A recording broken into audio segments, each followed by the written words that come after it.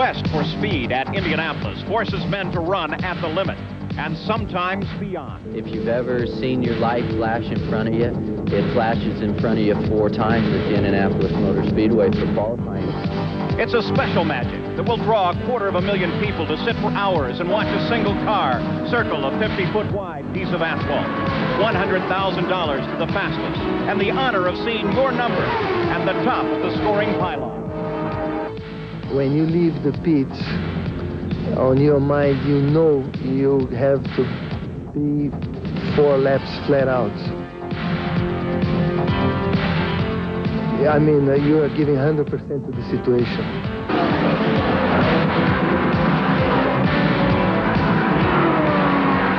Qualifying is the most difficult thing we do, as far as I'm concerned. The race is easy in comparison. You've got 500 miles to work with the car to get the car right. Qualifying, you have 4 laps, and they've got to be perfect. It's like being on the edge of a cliff, you know, maybe just falling over a little bit, but staying on.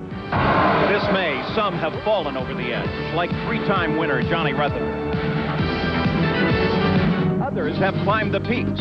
Defending champion Emerson Fittipaldi was at the top on Friday afternoon, as he was last year when he challenged Al Unser Jr. with just 2 laps to go. Friday's practice pitted the 2 combatants against each other once again. This time, Little Al came out on top with the fastest unofficial lap ever recorded at Indianapolis. It's very traumatic. It can be very dangerous, but also it can be very rewarding. And so it's qualifying at the Indianapolis Motor Speedway.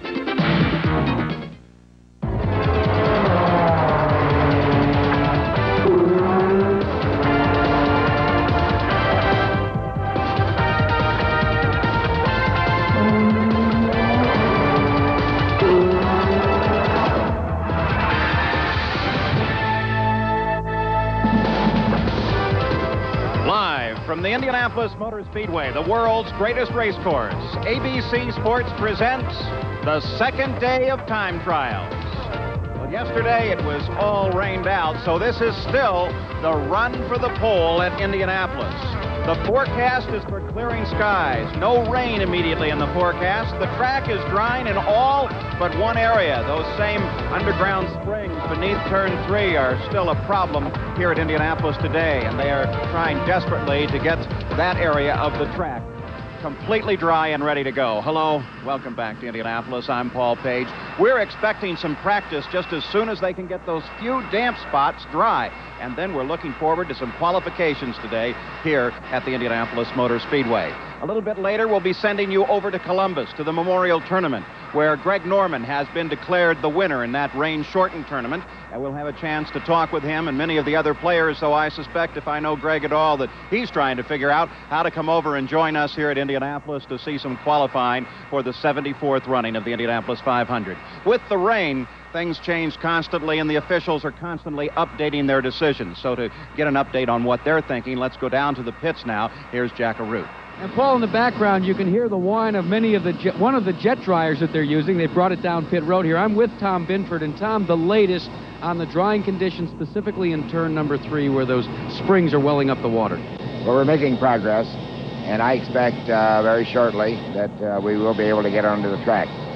We have made some modifications in the program. We will just have 30 minutes of green light for the first half, and they will go line up for qualifying, then 30 minutes of green light for the second half. We'll have no mixed practice, and then we will go approximately 45 minutes after the end of the first practice period. We'll start our qualifying. But many people feel there will be qualifying today. Among those many people are myself. Paul, I don't think I could say it any better than that.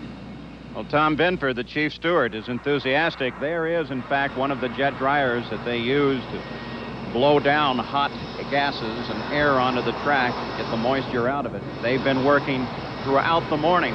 It looks like they've done an excellent job, so they'll continue to work on those 2 little tiny areas. Tiny, but they still have to be perfectly dry before we go racing. Now, what about 200 miles an hour down a 2.5-mile road? Well, earlier, our Gary Gerald took a car out onto a city street for a most interesting perspective. At today's speeds in IndyCar racing, a single 2.5-mile qualifying lap takes just over 40 seconds. Now, here on the streets outside the Speedway, where the posted limit is 35 miles per hour, if we were to go as fast as the drivers inside, the local police would have us clocked at only 185 miles per hour over the posted limit. You can imagine how long we'd have our driver's license in that respect. Now, the front gates of the Speedway are just 2.5 miles down the road. Imagine in your mind what it would be like if we could go 220 miles per hour and be at those gates in 40 seconds.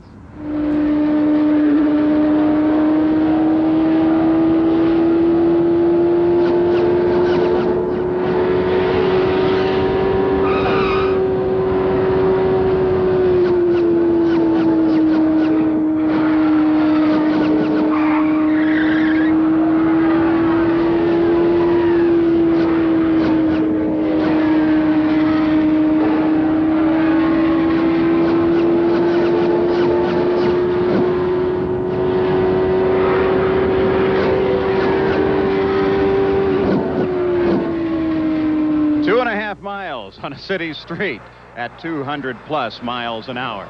Well, here at Indianapolis, there are fellas that can get around that 2.5 miles at 225, approaching 228. We're looking for the actual number when qualifying comes up.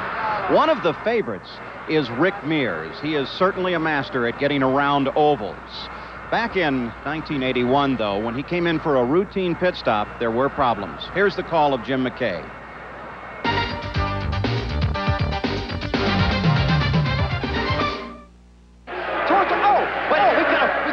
There, you can't see it, but it's an outlaw fire. Look at people fleeing in every direction. It's Rick Mears trying to get out of his car. He just came into the pits. This could be very bad. You can't see it, but it's there. See him waving his hand. There's Mears. He's got the flame-proof driving suit on. There's a mechanic who's really on fire. Mears is on fire himself. He's on fire. He probably... He's still not getting that man. The mechanic's still on fire. You cannot see the flame. It's an alcohol fire. Look at those tanks right there contain fuel, too. This is a very dangerous situation. They seem to be getting it under control now. Father Mears there. His father there. The mechanic is obviously burned. He knows he's burned. My, Jim, this could have been a tragedy because there's all that fuel there. The equipment is here. The fire extinguishers are here to put it out. They're really playing a lot on it here.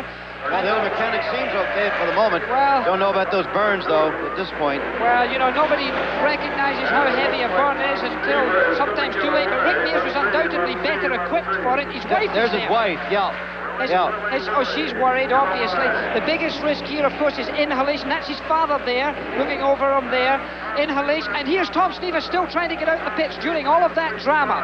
Now we're back into the Rick Mears pit. The biggest risk there is inhalation of flame or heat or toxics where you can severely burn your lungs. Now, he was lucky. He had his helmet on, Jim. And, of course, that could have helped him. Look at all that stuff.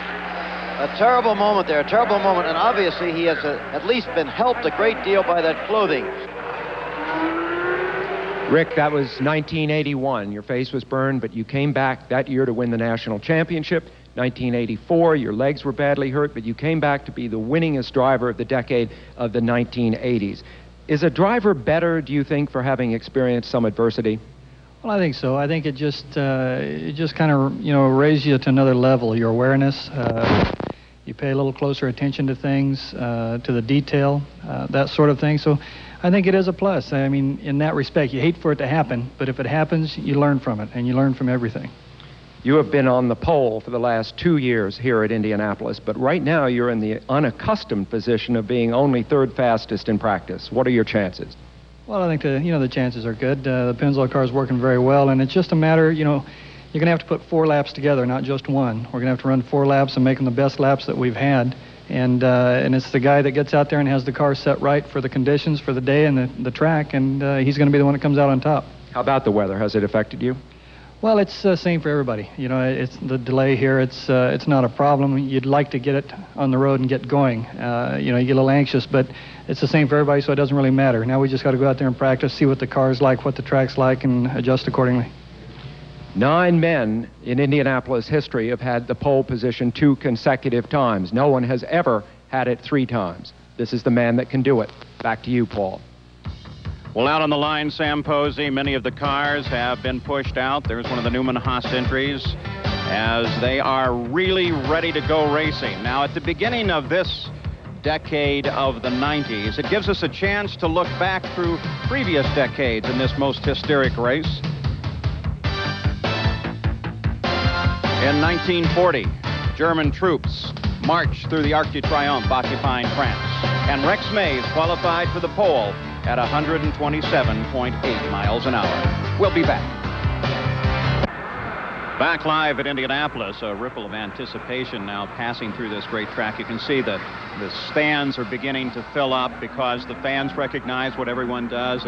We're pretty close to the first practice and then qualifying here at Indianapolis. Bobby Unser, 1975 was a rain-shortened race for you. We're going to talk about that in a moment. What about this rain here with these guys? There are some teams it helps, some it hurts. Well, it certainly does, Paul. It can't be the same for everybody. For example, some of the teams right now are really kind of hoping it would rain out today. For example, the Alpha team. Now, they may have new engines for next week, so they'd like to still be able to go for the pole with new engines. Some of the teams, for example, like Fittipaldi, Ray Hall, they want to go now. They're fast. They can run when it's really cool. It's really nice right now. Then there are some at the bottom of the list, like Lyondike. He's been fast all week, but he may not get out in time. Qualifying may be over before he and Little Al even have time to get out. That could be a problem there. It looks like we are going to go today. What kind of speeds do you expect? Paul, we've never seen it any better. The track is perfect. We'll see records today. All right, 1975, this man won in the rain here at Indianapolis, but it was a long race up to that point with plenty of action in it. Let's go back to the 1975 race when Tom Sneva got into trouble. Here again is Jim McKay.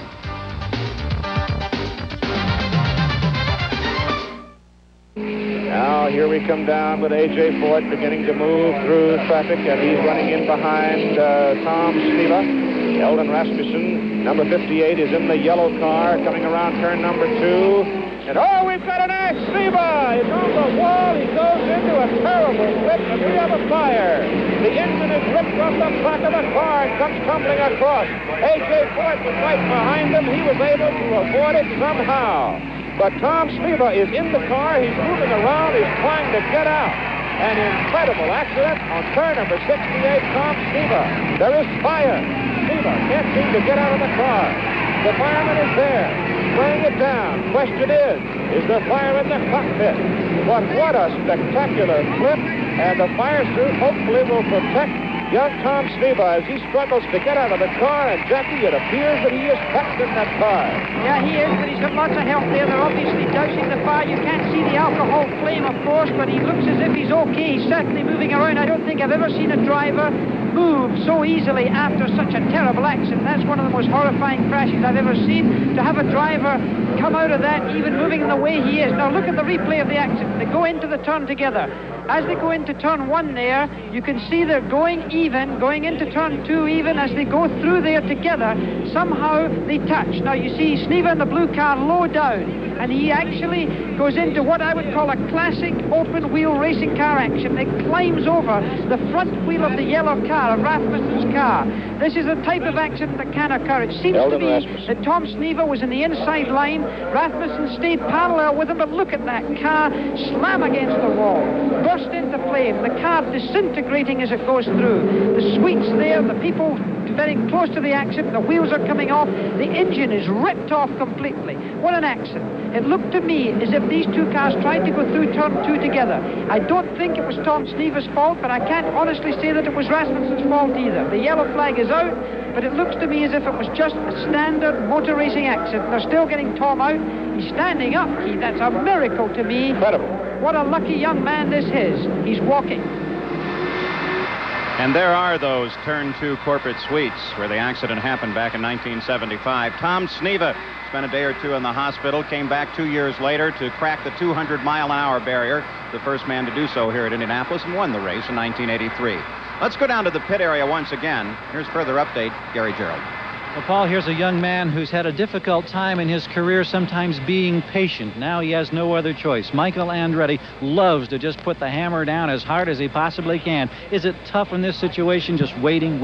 Well, it's tough for everybody, you know. It's pretty much the story this month. It's like hurry up and wait all the time. And like I said, you know, who can deal with Mother Nature? I mean, this is This is all we could do. The quest for speed has been a difficult one until you got into your backup car on Friday and you bumped it dramatically from about 215 to 223 miles per hour. Will you try to qualify in the backup car? Yeah, we're going in a backup car. For some reason, our race car just couldn't get it up to speed. It was very loose, and we don't understand why. We've checked it over very thoroughly, and we can't come up with any reason. But, I jumped into the spare car on my first run and ran 221 and finally got it up to 223. So we're going to go with that one.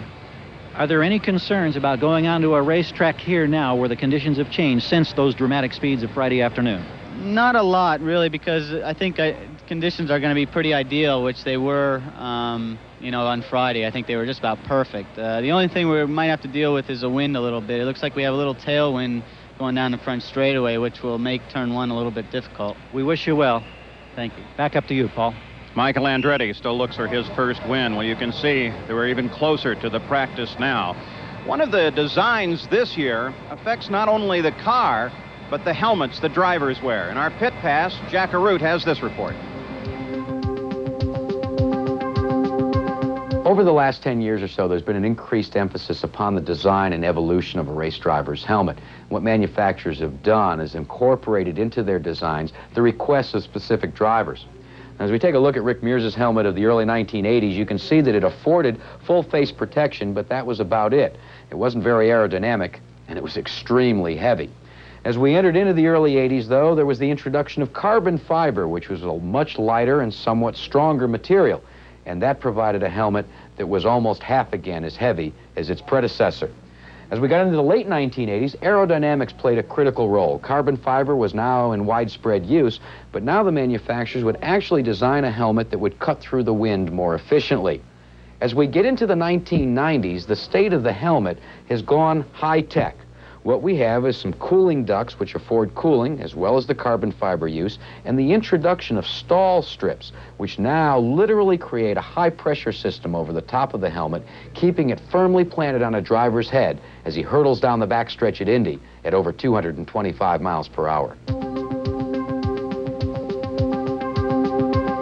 Well, there's Gary Bentonhausen. He's already strapped in and ready for when they turn the green light on and are ready to go racing. We expect that to be just minutes away, a practice session, and then off they'll go. We continue looking back to the beginning of other decades. In the 50s, RCA announced the development of color television. And Walt Faulkner qualified for the pole at 134.343 miles an hour. We'll be back. Here at the Indianapolis Motor Speedway, cars have been brought to the line in anticipation of the initial practice session before pole position qualifying. And Arie Luyendyk, Bobby Unser said at the head of the show that a driver like you that's way in the back in the qualifying line might not like the outcome of today. No, that's true, and it's unfortunate because we've been up to speed all week, and I was really looking forward to qualifying this weekend. But if we can get through qualifying without anybody, spilling oil or having a crash, then we might be able to get it in just before 6 o'clock, so I'm hoping for that. New Chevrolet Power for the Shearson team and for you for the first time. Can you tell a difference between that and your former Cosworth power plants? The engine is a sensation. I mean, the difference between the Chevy Power over the other engines is just incredible. It keeps pulling along the straightaways until you get to the next turn, and I had beautiful handling cars here last year, and I was just 2-3 mile an hour off the pace, at least over the Chevys, and now I have one, and it's great to have one. And Paul, Arie Luyendyk is one of the outsiders that's thinking front row. And he's looking very promising this year. They're still working on the track. It does give us an opportunity to go back to the early 40s when the great names here were Louis Meyer and Wilbur Shaw.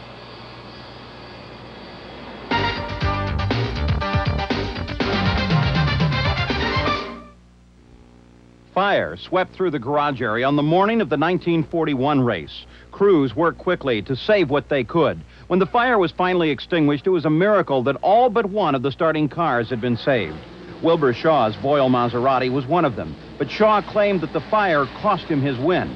He said water from the fire washed away markings on his car, indicating a bad wheel. He says that wheel found itself on the car, causing him to spin and crash. Shaw's misfortune became Maury Rose's good luck, as he and starting driver Floyd Davis claimed the victory. 7 months later, the Japanese bombed Pearl Harbor and the U.S. was at war.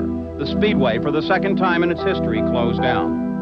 Unlike the First World War, the government turned down the Speedway's offer for their use during this period. Gradually, the grounds and track deteriorated. The track's surface was filled with crevices and grass growing between the bricks. Eddie Rickenbacker had founded Eastern Airlines by this time and was becoming less interested in the Speedway. When Wilbur Shaw approached Eddie Rickenbacker with the possibility of purchasing the Speedway, he was all too happy to sell. After a number of unsuccessful attempts to get the financial backing he needed, Shaw found the man to get the job done, Terre Haute businessman Tony Holman. Bought the track in the fall of 45. I remember we settled the deal in the Indianapolis Athletic Club. I had a call from Gene Pulliam over at the Indianapolis Star-News, and I remember right after we signed the papers, I had a note to see him, and we went over to visit with him a little while. At that time, he was just as a few young people starting out, you know. He did say that we were having we'd have a lot of trouble on our hands, you know, with this Speedway. But Tony Holman was an optimist. Along with Wilbur Shaw, he envisioned the Speedway as a great sporting event, one that would gain national attention. After paying a reported sum of $750,000 to the Speedway, Holman set his mind to refurbishing the dilapidated structure into something Indiana could be proud of. It was tough going. But by the time the Speedway reopened for the 1946 race, 2 brand new double-deck steel and concrete grandstands greeted the fans. The track was cleaned up, the weeds were pulled, and a full field of 33 cars was ready to go racing. Still, the morning of the race, Tony Holman was worried. Some friends that night. I got up not too early and went down Kessler Boulevard. That's one of the main boulevards in Indianapolis. I didn't see a soul on the boulevard, and I thought, oh, Artie, won't be anybody there today, you know. Really thought so. The fellow I came with, he had a car that was going to be in the race that stayed all night with a fellow named Fitz Holliday. And Fitz said, well, we won't have any trouble getting to track. Well, I always go drive right in and get there. And we went down that road, and then some of these main artery highways coming into Indianapolis, well, we had a hard time getting to them. They were just all bumper to bumper. They had their seats, back seats of their car out sitting there playing gin rummy and whatnot along the road, and nothing moving.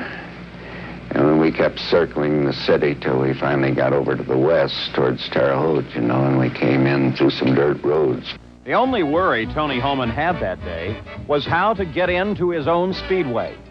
He finally made it, along with a giant crowd that was still pouring into the gates as the race was finishing.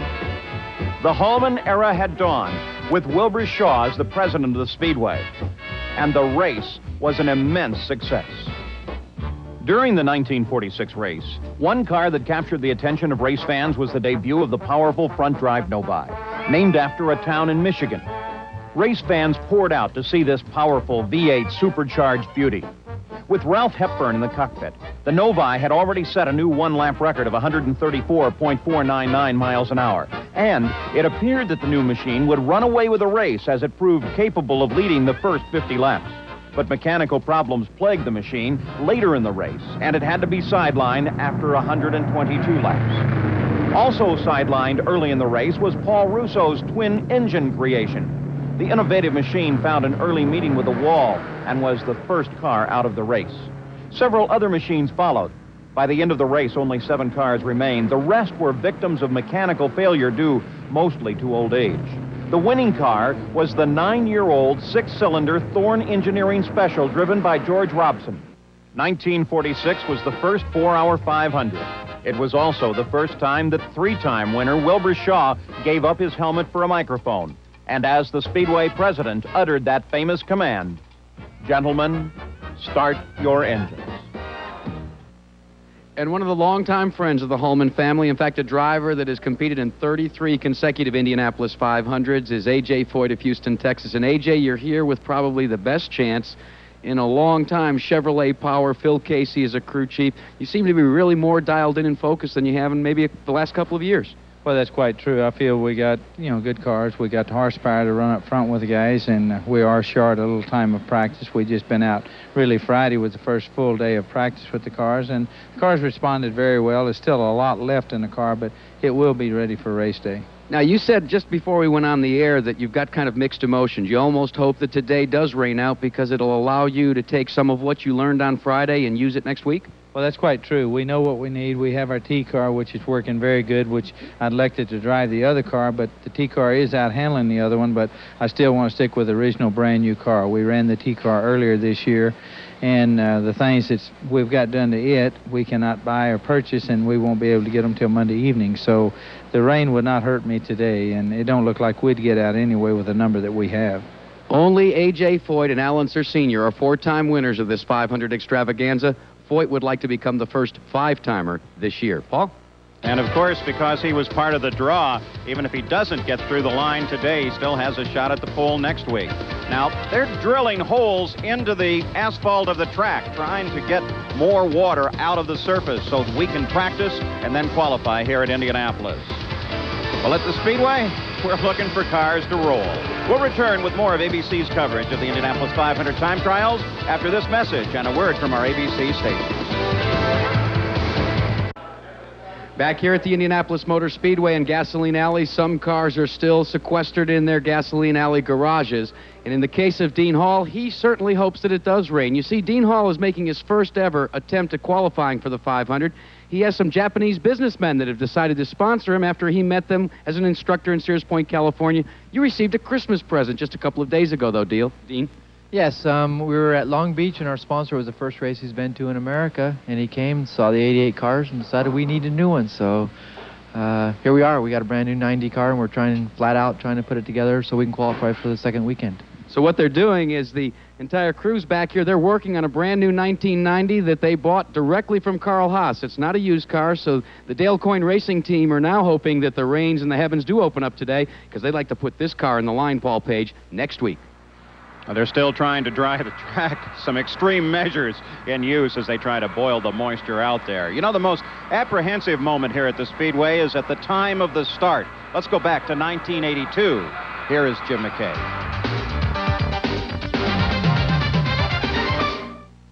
Pace car is off the track, but they must await the green flag before the race is underway. Watch the starter's platform on the left there. It's still not out. They appear to be in pretty good order in the first 5 or 6 rows at any rate. A little bit ragged towards the back. And look out, a crash before the start of the race. It was Kevin Cogan from the middle of the first row, suddenly taking a hard left turn. Tires flying. How in the world could this have happened? Absolutely no idea, Jim. That's one of the most extraordinary things I've ever seen. Remember, they were going about 130, 140 miles an hour when that started, but there is just no explanation, and now one of the favorites is totally out of the race. And Dale Whittington's car is up against the wall. That's one of the 3 Whittington brothers. Number 40 you saw there was Mario Andretti. There is the number 4 car of Kevin Cogan that appeared to start it all. Roger Mears is out of the race with a damaged right front. Jim, this is absolutely... Well, we've seen many unexpected things, but never a crash even before the green flag fell for the start of the race. We had a terrible crash just after the start back in 1973. That was when Salt Walther spun, started it, rode up the wire caging. 10 or 11 cars were involved. There you saw Cogan trying to explain things. To Andretti. Poor Andretti spent the entire month here. Mario has getting ready. There's Kevin Cogan. And now we have a red flag, Sam. That means the race is officially stopped. Remember, it didn't start, but it is officially stopped. It's not just a yellow situation. Let's look at it again. The middle of the front row, just behind him is John Cock. A little out of order. Yes, but now Cogan just looks absolutely fine, and he just veers. It's as if he turned the wheel intentionally, Jim. Just unbelievable.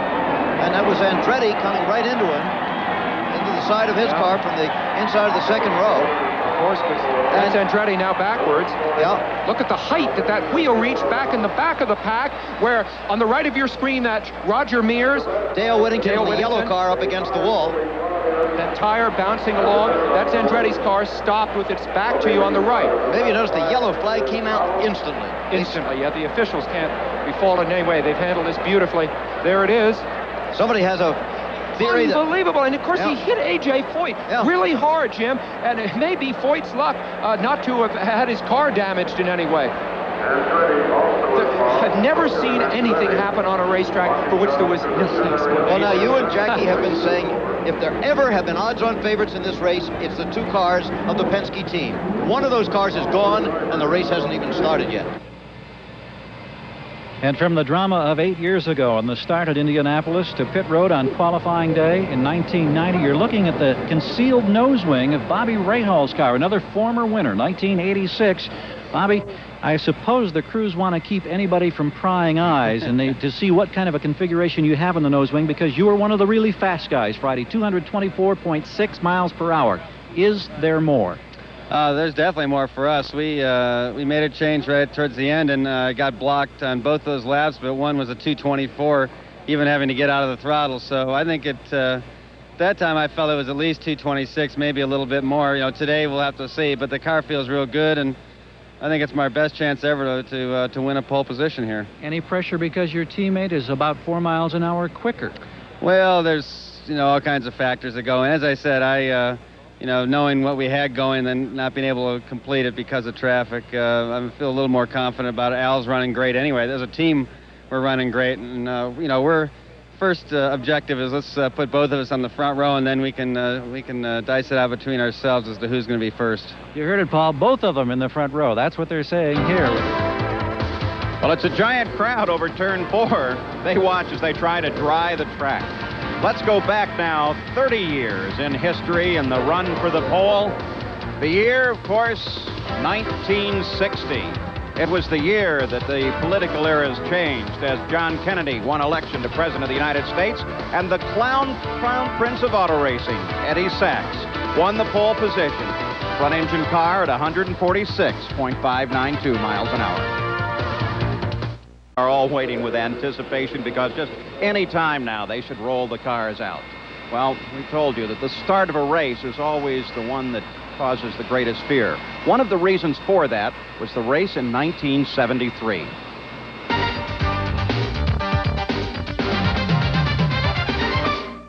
Jim Ranson takes the base car off the track. You should get the green right now. Doesn't look like a repeat of last year's start. No, it's a good one. And here they come. Bobby Unser going for the lead. Johnny Rutherford right alongside him. Rutherford down low, but Bobby, there's a terrible crash on the home stretch. There are several cars involved.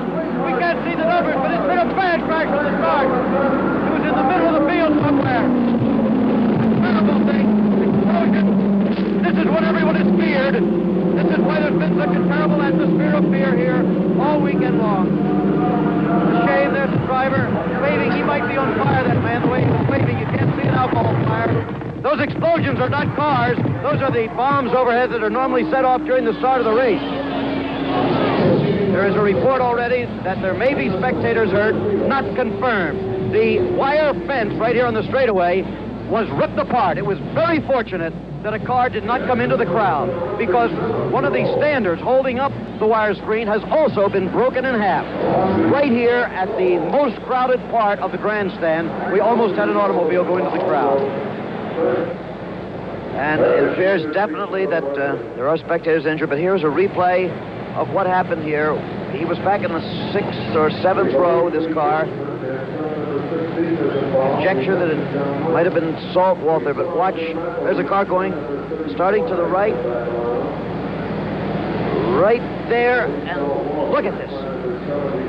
Incredible explosion, fuel spraying out over the spectators in the first few rows. That could mean real trouble. And an explosion, and like a pinwheel or a garden sprinkler, all the fuel is being sprayed out of the car. That could be a good thing for the driver if he has survived this crash. Car upside down, coming to a rest. Another view of this from a head-on camera. And again, you will see how the cables inside this screen are the only thing to stop this car from flying into the crowd. There, watch now, the screen itself is completely destroyed. The cables flinging him back out on the race course upside down, and again that fuel spraying on the crowd. That's a matter of great concern. And here, that pinwheel effect.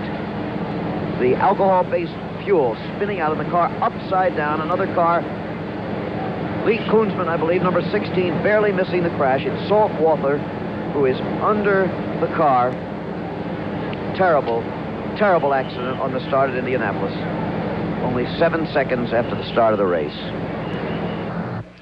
The vivid memories of 17 years ago for Salt Walther, who is back at Indianapolis. He did race again. He raced here up through 1979, has been away from IndyCar racing, and now here you are on the pit wall. You're trying to qualify, and I'm sure everyone who has seen that dramatic videotape so many times would say, why in the world is Salt Walther back?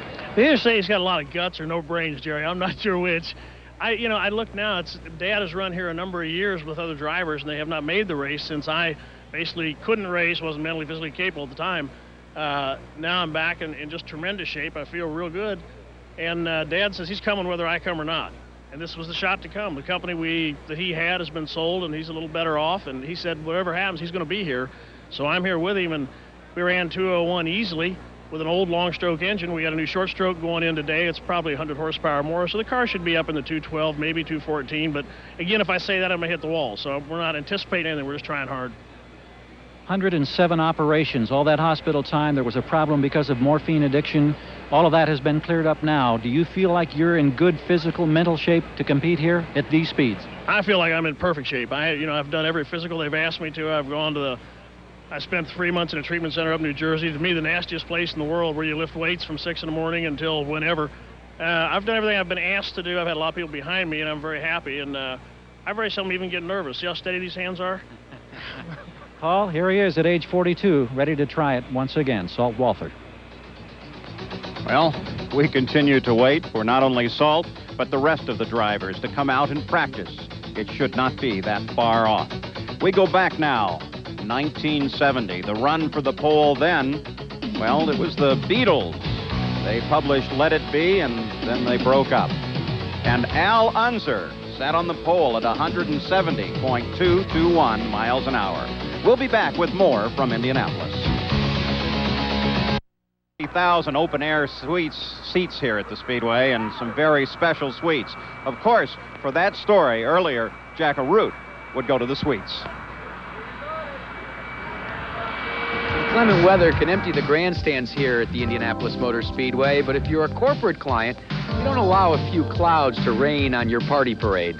The high rollers of racing can frequent 3 major areas around the Speedway that cater to their luxury needs. Turn 2, the front stretch, and the new Tower Terrace on Pit Road. Tenants of these luxury skyboxes can lay out as much as $300,000 for just 30 days of use. They're a gathering place for the powerful and for some of Indy's newest dads. More than one IndyCar deal is hinged upon a prospective sponsor receiving the royal suite treatment. Rain or shine, corporate businesses and entertainment continues, and a suite at Indy can certainly make a visit to the Indianapolis Motor Speedway during the month of May a profitable one. Well, as the weather clears, most of the people are now outside, but they still work on some sections of the track trying to get it ready for practice here at the Indianapolis Motor Speedway. Now, there are many aerodynamic changes that you can make to these race cars to try and smooth them out as they go down the main straightaway. Gary Gerald took a look at one of those devices. If you look closely at the wheels being used by different drivers and teams during qualifying today at Indianapolis, you'll find some subtle differences, basically related to aerodynamic preferences. Now, here is a basic wheel that is used in all IndyCar racing events, with the exception of the Indianapolis 500. Championship Auto Racing Team sanctions all the other events. They have a rule that says you must have 30 square inches of open air space on the face of the wheel, not counting the area for the nut. Now, right alongside is a traditional spoked Indy wheel. It's not a flush surface, not as clean aerodynamically, used frequently on road courses. Now we start to get into some of the subtle differences, because here at Indianapolis, the United States Auto Club sanctions the event. They don't have an air wheel rule, so consequently these holes have become much smaller. And then right alongside, the latest wrinkle. You can see helicopter tape has been placed over these holes so that this surface is totally flush and flat. Now, why do these drivers do this? It's basically for aerodynamic purposes. They have found through wind tunnel testing that it cleans up the air, and in straight line on the front straightaway, the back straightaway, you may gain 2, maybe 3 miles per hour. On the downside, even though you're getting a little more down force helping the car stick, the car may get a little twitchy in the corner. Some drivers are comfortable with it. They want that straight line speed. Others are not. Thus, the variety of wheels used in qualifying today at Indy.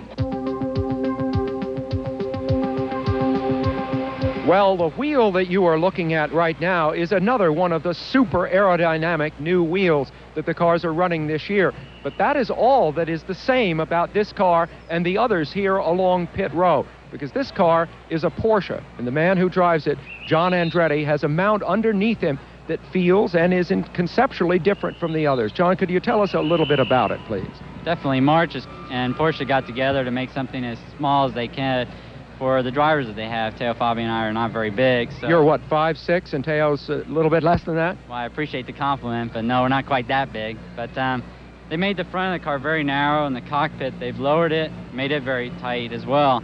The most revolutionary part of the car, though, is going to be the turbocharger. They moved it from the back of the engine to the front of the engine. And then as you move on back, they put the gears in front of the axle with the oil tank in the gearbox. And because the turbocharger's in the front, the gearbox is very narrow, therefore allowing better aerodynamics in the back of the car. John, all the talk has been that a Chevrolet is going to win this race. As a Porsche driver here, what are your chances? Well, we didn't come here to run second, and we're going to fight as hard as we can to put Porsche in victory lane. And I think that I'm ready, and I think that they're ready, and we're both in our third year, so we'd like to put our new sponsor, Foster's, and our long sponsor, Quaker State, in the victory lane this May 27th. Good luck to you, John, and back to you, Paul. Marvelous and innovative new design on the Porsches. We hope they serve Andretti and Teo Fabi, his teammate, well. We go back now, 1980. Well, it was a time of the miracle. The U.S. hockey team won the gold medal. Here at Indianapolis, Johnny Rutherford sat on the pole at 192.256 miles an hour. We'll be back right after this. Rick Mears' mount, the PC-90, Chevrolet powered. Sitting quietly in the pits, they hope that engine will soon roar into life as Rick begins his practice for qualifying here at Indianapolis. Well, what's in line for the afternoon? Let's go down to Jackaroo. Well, let's ask Tom Binford. What's the latest update, Tom? Well, it's still 20 or 30 minutes, I'm afraid. We just hard to predict these weepers. The track is drying off, and if it were just the track, I'd certainly be in 20 minutes. But I really don't know for sure, obviously. Well, they're continuing to work on the track and all the drying conditions. The names are on the board. There are no speeds, Paul Page, but they'd like to post some up here today before 6 p.m. Well, they still struggle with that point up in the north end of the course, trying to get it dry. Now, if they're ready for qualifications, this is the lineup that they will use. This is the draw. And, of course, should they qualify, we will be back here at Indianapolis with reports for you throughout the afternoon. Emerson Fittipaldi will be the first out when they finally go green for qualifications. But as you can see, they seem to be some distance away from that opportunity. Fittipaldi expected to take his run. Gary Bettenhausen waits, like most of us, for the opportunity to qualify at the Indianapolis Motor Speedway. And when they do, we are looking for some incredible times and speeds. Will they, in fact, eclipse the 228.5 mile an hour unofficial lap set by Al Unser Jr. on Friday? Now, stay tuned. Coming up next will be the Memorial Tournament from Columbus. We get an update from there. The wreckers continue to move around the great Indianapolis Motor Speedway, waiting for qualifications to begin. I'm Paul Page. For Sam Posey, Bobby Unser, Jack Arute, and Gary Gerald, we thank you for the time you spent with us. We'll see you soon. So long from Indianapolis.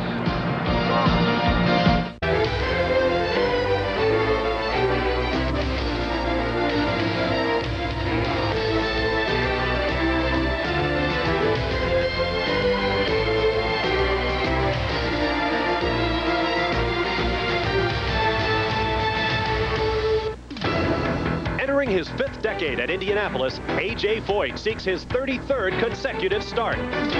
The Andrettis are here in historic numbers as Father Mario and son Michael hope to end 20 years of family misfortune at Indy. Johnny Rutherford, Lone Star JR, stands at a cruel turn in the road. The 3-time winner has crashed twice in practice for his 25th 500, and time is running out. By far the most spectacular accident of the week was suffered by Scotsman Jim Crawford, whose car became airborne twice before Crawford climbed out and walked away. Who will wear the title first 500 pole sitter of the 90s? Perhaps the Flying Dutchman, Arie Luyendyk. He and 86 winner Bobby Rahal now have the dominant engine from Chevrolet. Al Unser Jr. has shattered the lap record in practice, while Rick Mears has more Indy poles than any other driver. He and teammates Danny Sullivan and Emerson Fittipaldi plan to sweep the front row for Team Penske.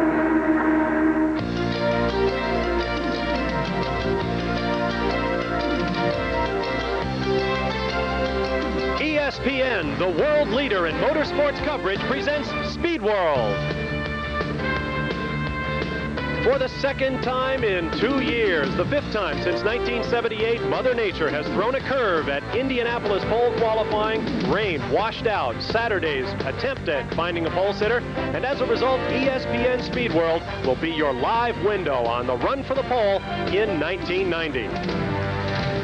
There was a crowd in excess of 100,000 people who have been waiting for 2 days for this moment, and we have great conditions for great speed. Temperature about 60 degrees, cloudy skies with a chance of rain, a light breeze blowing out of the northeast that's at the drivers' backs on the front straightaway and in their faces on the much faster back straightaway. The rain ended about 11 o'clock, and the Indianapolis Motor Speedway crews have worked extensively to get this track ready to go. Our summary thus far: the first practice session ended at about 3:01 local time, 4 o'clock on the East Coast. Two cars with real problems. Teo Fabi blew the engine in his Porsche. Dean Hall, one of the heralded rookies in this year's event, stalled on the racetrack. Emerson Fittipaldi has joined Al Unser Jr. at 228 miles an hour, 4 miles an hour faster than Rick Mears' record. The qualifying lineup expected in just a few moments at 4:15 local time. If everything goes well, it couldn't be any better than this. The defending 500 champion, Emerson Fittipaldi. Jim Crawford not back and cleared to race after his big Friday accident. We don't expect to see him, so Emerson is going to have a decision to make. His T-car or backup machine is scheduled to go third. Jeff Brabham from the Camel GT Series is here with a great race car, and Dean Hall scheduled to go fifth. His crew is really going to have to pull that machine together. A.J. Foyt will start leading the second five. Kevin Cogan, a late addition to the field, will run after him. Brabham's T-car, followed by Bobby Rahal and Guido Dacco. Pancho Carter, Stan Fox, Gary Bettenhausen, Rick Mears, and Rocky Moran will be in the next group. Filling out 16 through 20. Some 60 cars will be presented for qualifying here at Indianapolis on behalf of 43 drivers, and we expect all of the records to be in jeopardy. Hello, everyone. I'm Bob Varsha, welcoming you to Indianapolis. You might expect Bob Jenkins to be in this seat, but Bob has been broadcasting Indy activities on radio through the month of May, and so I get the opportunity to share my first visit to Indianapolis Motor Speedway with you. Now, as a result of yesterday's rain, here's what is about to happen. In the less than 2 hours still available to us, we will try to get in 2 rounds of qualifying. Every car presented at the line will get a chance at the pole. Just one chance, no wave-offs allowed. When we've been through the line once, we will then begin the second session. Those cars will take their places behind those from the first session. At Indy, you qualify by car, by speed, by day. Emerson Fittipaldi is expected to take to the track shortly, and having not seen any activity for 2 days, this crowd of some 100,000 is absolutely going crazy. Now we have a sort of eclectic group of announcers to help bring you our coverage today. Joining me in the booth, co-rookie of the year from last year's Indianapolis 500, Scott Pruitt, who would be down there in the pit lane in the True Sports Lola, but for a preseason testing accident that damaged his leg. Scott, first question is, how's the recuperation coming? Well, the recuperation is coming great. It seems like it should be coming a lot quicker. I wish it would, but spend about 6 to 8 hours a day at physical therapy, and it's just a matter of time now, waiting for all the pieces to mend. You've been down here before. Last year was your first year. What happens when the first day is rained out? What does it do to your head? As for a driver's concerned, you're so nervous waiting for the first day of qualifying that when it's postponed and you're waiting for the second day, it just really works on your nerves. It's tough to get a good night's sleep. It's tough to think about the racing, especially this morning. You come out here and there's rain again. You're pumped up when you get to the track, and then what happens? You kind of soften back down. And all of a sudden, the track opens again. You get pumped up again. So it really works on a driver's mind. Well, we'll see how pumped up the drivers are right now. Jeff Brabham is standing by with one of our 2 pit reporters for today's coverage. Here's Gary Lee. Well, thank you, Bob. The voice may be weak, but the spirit is there. And Jeff, we hear some drivers say that the anticipation of qualifying and qualifying itself is much worse than the race. But you seem very relaxed. Well, I been here before, so that helps. But I agree with it, really, because, you know, right now, as I sit here, I'm not in the race yet. You know, but after you qualified and you're in the race, at least you know you're going to be there. Well, we've had a chance to talk to some drivers about the track conditions. Some very quick times turned in on Friday before all this rain washed off all the rubber. But you say the track is very good. I think so. You know, I think our car's a little better today, and you know, I haven't had an opportunity to really prove it yet. But as far as I'm concerned, and the way my car is set up, I quite like the track right now. Now, when you go out and practice, do you go all out, conserve, and say, I have 2 or 3 miles an hour left? Well, you know, the quickest I've done all month is just over 2:17, but I think the car's a lot better than that now. So, you know, I'm hoping to try and do a high T, and I'd really like to do a 2:20 if I could, but we're just going to have to wait and see. Even though there's a smile, a relaxed atmosphere, the butterflies have to be churning up in the stomach. He will be the second to qualify here this afternoon in Indianapolis. Let's go back now to the garage area and the Penske bunch, and here is Dr. Jerry Punch. Well, thank you very much, Gary. You talk about butterflies. There are no butterflies back here, and you may wonder why. Well, the fellow who won the Indy 500 a year ago, Emerson Fittipaldi, is behind these doors right here inside the Penske garage. Is he keyed up? Is he concerned about possibly qualifying first today? They've been trying to get a 2:28. No. He is asleep, sound asleep on a blanket lying in the floor. Now, the car used to qualify is out on the starting grid, getting ready to go through inspection here momentarily. But Emerson Fittipaldi, the relaxed two-time Formula One champion and reigning Indy 500 winner, is resting comfortably behind these doors. Now, just across from where I'm standing in the Rick Mears garage, there is a debriefing going on. Mears, just moments ago, went out in his practice laps. He has not run as well as he would like to, so they are busily trying to get the car prepared and make a few last mental adjustments prior to their qualifying run. So a dichotomy here, a relaxed driver behind this door and a very tense one across the road. Back to you, Bob. Okay, thank you very much, Jerry. Scott, the crews have done yeoman service, as I mentioned before, just getting this facility serviceable. We had rain all the way up into the morning. Do we have perfect conditions right now? It is cool, light breeze, but is the track fast? Well, without a doubt, we saw from the times this morning that it is very, very fast. These are excellent conditions. You see there's virtually no wind. The conditions are nice and cool. The only problem there was this morning was when they had the leakage on the track, and they had to get out there and drill some holes to get some of the seepage off the track, put some powder dried down there, trying to get things dried up. But now the conditions are perfect. There you see what they had to go through just a couple of hours ago, drilling holes. That's in the turn 3 area.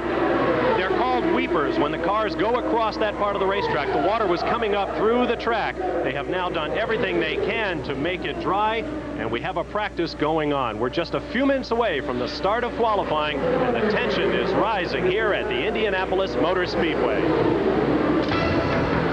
ESPN Speed World coverage of the time trials for the 74th running of the Indianapolis 500 is brought to you by Today Chevrolet, who invite you to see why nobody's winning like the heartbeat of America. By Quaker State, the Big Q is one tough motor oil. And by Budweiser, Beechwood aged with that clean, crisp taste. This Bud's for you. We'll be back with more of the action and drama of time trials for the Indy 500 live from Indianapolis after this. Back live at Indianapolis Motor Speedway, where the fortunes of the Porsche team have taken another nosedive. That is John Andretti, who is having trouble. A 41T car. He's got that one pulled over by the side of the road. Or is that Teo Fabi in the car, Scott? It's Teo Fabi. That's the second time. Earlier today he had an engine problem, and now he's pulled off again. It's hard to say if it may be an engine problem or if it's something else mechanical. It is Teo Fabi who has gone out in John Andretti's backup car because, as we mentioned earlier, Teo blew the engine in the first warm-up session of the day just about an hour ago. So things are really not going well at all for this Porsche team. This is the first good look we've had at these 1990 race cars. There's a look at Teo. The cars are absolutely minuscule, much smaller than the other cars out here on the racetrack. Very narrow. In fact, Teo, who runs about 5'3", John Andretti about 5'4", are the only drivers of the racetrack who can fit into these cars, and they have made great strides. They were only just barely able to get over 200 miles an hour earlier, but they've gotten up into the 220 range on Friday, and they really came into today with high hopes. But you can see Teo is really disgusted here. I mean, it's really discouraging. Here he was out in his first car, ran very, very strong up into 220. 220s, and now he's just really disheartened with all the things that have happened so far, especially with the new car. They just got it out here. This is actually the first time they've had it out this year. They had struggles at Phoenix, had struggles at Long Beach, and it's really having a struggle here today. Bobby Rahal has been one of the fastest drivers of the month. In fact, today he's already gone 225.717 miles an hour. Let's hear from him now with Gary Lee. Well, Bobby will likely be the 5th to qualify today, and earlier on Friday, when your teammate Al Jr. went 228, he gave you a lot of credit. He said, Bobby found something, told me, made me go faster, but then in practice today, you picked up some speed. Right. Well, I didn't on Friday. I had 2 real good laps going. I ran into traffic on both of them, and they were 224s, and I felt we could do 226 or 7 given a clear lap. So, you know, today we did almost 226, so I think we're in the hunt. 228 is going to be hard for me to do, but you never know. This may be cool for the race fans, but I think just delightful for conditions just right for qualifying. Oh, I think it's perfect for, yeah, it could be warmer for everybody. A little more sun on the track, but you couldn't ask for better. No wind really to speak of, and cool temperatures. Most drivers like to be the solo driver on a team. You have a teammate for the first time really in a while, and you say this is the guy you'd like to have as your teammate. There's a great rapport between you and Al Jr. Absolutely. You know, it's, you know, I think we both treat each other with honesty, and, you know, if he beats me on that day, I'm going to be the first guy to say good job. Just as you know, if I'm going to beat him on that day, he'll be the first one to come to me. So, you know, it's just a real good relationship, both on the track and off the track, and I think the results this year so far have shown that it's working. A basketball team likes to peak right at tourney time. You've turned in your fastest lap during practice. You're peaking. I hope we're peaking at the right time. I hope that wasn't it, but no, I feel pretty good. A big smile from Bobby Rahal, and let's go back to Dr. Jerry Punch. And a big smile from A.J. Foy, entering his 5th decade here at the Brickyard, and A.J. 4 wins, and this could, 5th decade, number 5, it could be all numbers. Well, I like for it to be that way, and we're going to try to make it that way, 5 for 5. Coming back this year with the Chevrolet, that's got to give you a smile. Well, it really does. You know, this is actually the 2nd day that we really had the car out, you know, 3rd day all together, and I'm real happy. We just run a little over 219. There's a lot left in the car. The car's working good. The crew's working good. So I think come race day, we will be some contenders. Now, you're down the line as far as qualifying is concerned. Will that be a disadvantage as far as maybe not getting a shot today? Well, we'll have our shot next week. It's according to how the weather is next week. Today is a beautiful day to run, and, you know, it's just got a flip of the coin. There's nothing we can do about it. We just drew a bad number, and as they say, you know, that's what happens. It's going to be a fast day, and this man may get a shot at it. 4 times he's gone to victory lane and drank the milk here. Bob? Thank you, Jerry. We have 7 minutes of green flag practice left. There you see Emerson Fittipaldi's car. That's actually his T car. You see the black T near the numeral on the nose of the car. That will be the 2nd car on the racetrack if he decides to take it out. But first, he will take his race car out. Fittipaldi, followed by his own car, Brabham and Hall, will be the first out. Back live at Indianapolis Motor Speedway. Good look there at the museum, which is one of the best entertainment deals in town. For $1, you can get in and look at some of the great Indy 500 race cars of the past and see some of the greatest racing drivers in history in action. It's on the infield of the massive Indianapolis Motor Speedway. We've talked a great deal as you look at Tony Bettenhausen there. Now the longest wait begins as the yellow flag is still out. We have 7 minutes of green flag practice left and 15 minutes of downtime before we expect the first car, and that would be Emerson Fittipaldi to make his first 4-lapped attempt at the pole for this year. Scott Pruitt with me. Scott, we've talked about T cars, primary cars, and so forth. How does the whole system work? What do you attempt to accomplish with your backup and primary cars? Well, Bob, what happens is you come to the track really with loaded guns. A lot of times you may have, like with the Porsche, for instance, they blew an engine in one car, and instead of having to wait to take and change an engine, they have another car virtually identical to that one where they can take out. The difference between CART and USAC is the fact that at Indy here, the car is the entrant. The car is the person that is the vehicle that's qualified. It's not like CART where it's the driver that's qualified. So if they damage a car that, like next week after qualifying, they'd have to actually fix that car or start the back-to-back. We are back to green flag conditions. There is Bernard Jourdain from Mexico. Doesn't sound like a Mexican name, but he considers himself Mexican. He was born in Belgium. He was the last qualifier last year. Recall when Johnny Rutherford tried so hard to get in and blew the engine in his last available race car. Bernard Jourdain made the field, ran all the way to 9th at the finish, and along with Scott Pruitt was co-Rookie of the Year for that 500-mile race. Once again, we are back under green flag flag conditions. We'll get about 7 minutes of that, then a short period of yellow flag, and then we will expect Emerson Fittipaldi to make his run on the pole. Here's Gary Lee in the pit lane. Well, in IndyCar racing, we call these side pods. In fact, on either side of the driver, we have the ground effect tunnels. And these tunnels are responsible for all the escalating speeds, the downforce creating more speed through the turns. The air comes in here, obviously, creates low pressure in this area and exits. Now, over the winter, the new rules dictated that the exit had to be decreased from 10 inches to 8 inches. And therein lies a problem. The diffuser has created some unstable conditions on the older cars. With more on that, here's Bob Jenkins. One of the great issues in this year's 500 deals with the so-called diffuser rule, by which officials hope to slow the race cars by requiring a 2-inch reduction in the depths of the underbody tunnels or diffusers that create the all-important downforce that allows race cars to go through the turns more quickly. Here in the shops of EG Composites, just a short distance from the speedway, we can give you a graphic look at what we're talking about. This is the underbody of a 1990 spec car, turned over to give us a better look. As you can see, the air tunnels are carefully groomed, the result of countless hours of wind tunnel testing to make maximum use of the available specifications to generate maximum downforce. Over here, we have a 1989 model, much deeper, 2 inches deeper to be specific. Teams with older race cars using these underbodies have had basically two choices: totally redesign and reconstruct the bottom of their cars at great expense, or take a prefabricated section like this one and insert it to give them the mandatory 2-inch reduction in space. But as you can see, the resulting profile is a whole lot less elegant and smooth, and according to some of the teams on pit road, a lot less safe.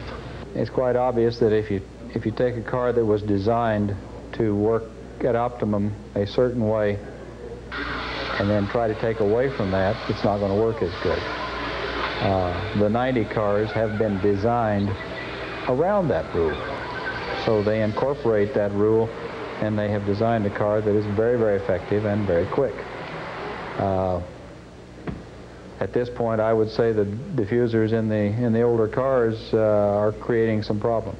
It's been a hard 2 days. I'm just tired of seeing my friends go on the wall for no purpose other than competitive advantage on one side of the fence. I think a lot of these smaller teams are just using the knowledge they had last year and not opening up their minds to new setups, because these cars, even the 90 cars, are totally different than last year's car, and they asked for a totally different setup. There's been statements made that some of the people that have done their homework can get around this, but I don't quite understand why we have to have a handicap for a car that was originally not as fast as a 90 car, when the whole point was to slow down the 90 cars.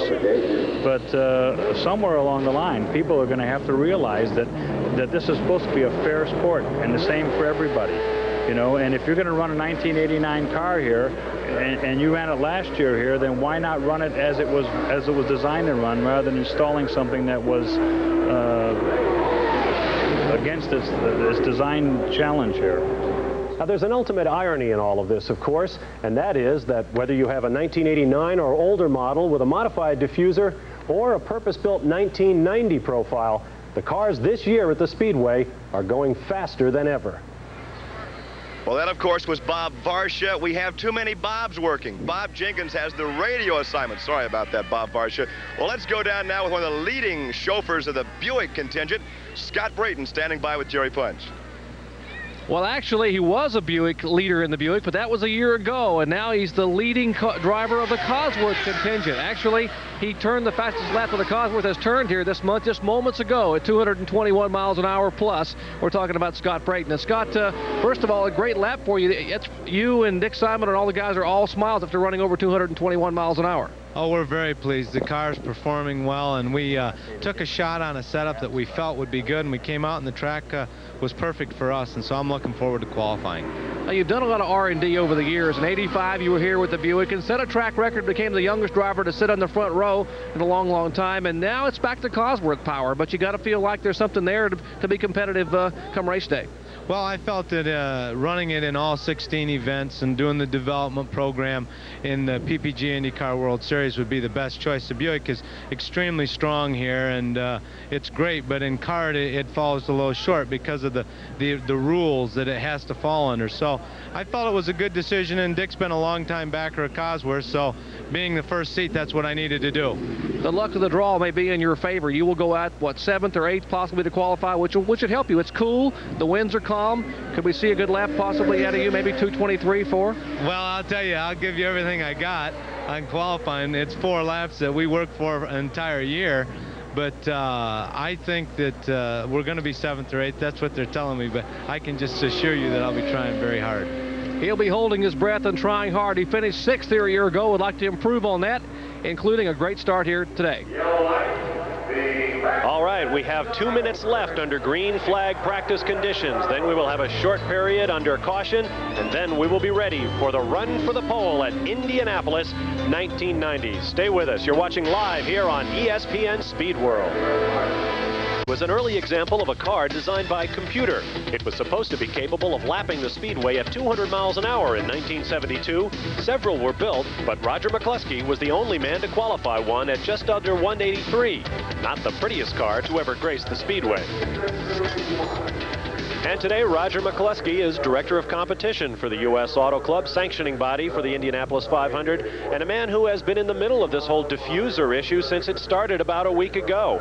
USAC has decided that we are going with the rule as it stands. You must bring 2 inches out of your diffusers for the 1989 and older cars. And Scott, my question is, there is some truth to the point that if you have done your homework, and I'm sure Vince Granatelli wouldn't like to hear me say that, your crew chief, Steve Horn, says they spent $100,000 a car to bring their 89 Lolas up to 1990 specs. And Jeff Brabham and Raul Boesel, who are driving the cars, including yours right there for Boesel, have gone very, very quickly here. So there is something to the fact that these teams knew the rules a while back and could have come prepared, is there not?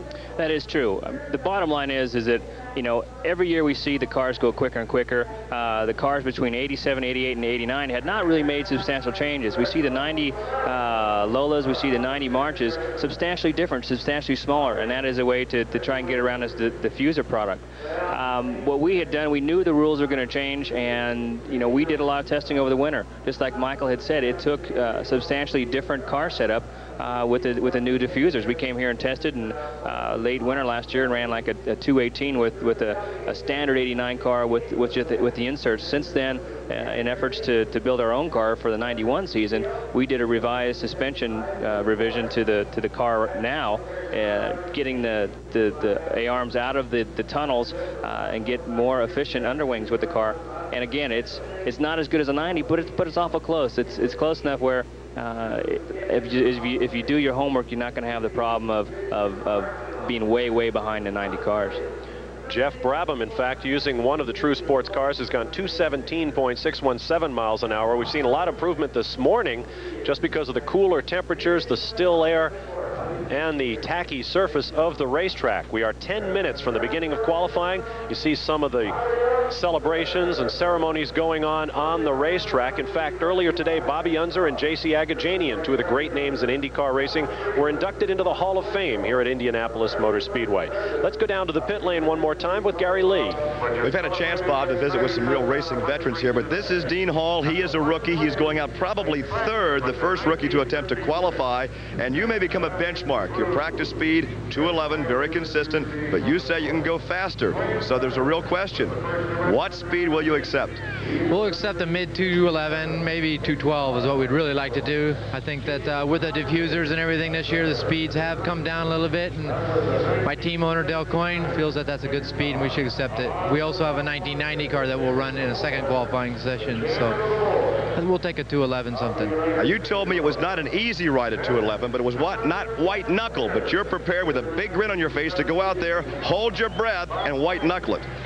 The track's a little green and the car slid a lot. I noticed that coming off the corner, RPMs weren't as strong, but our entrance speed RPMs were good. So I think that's why the car was sliding and why we haven't gone as quick as we should be. But I'm ready to hold my breath and white knuckle for 3 to 4 laps. Describe the anticipation right now as a rookie just before you go out to qualify.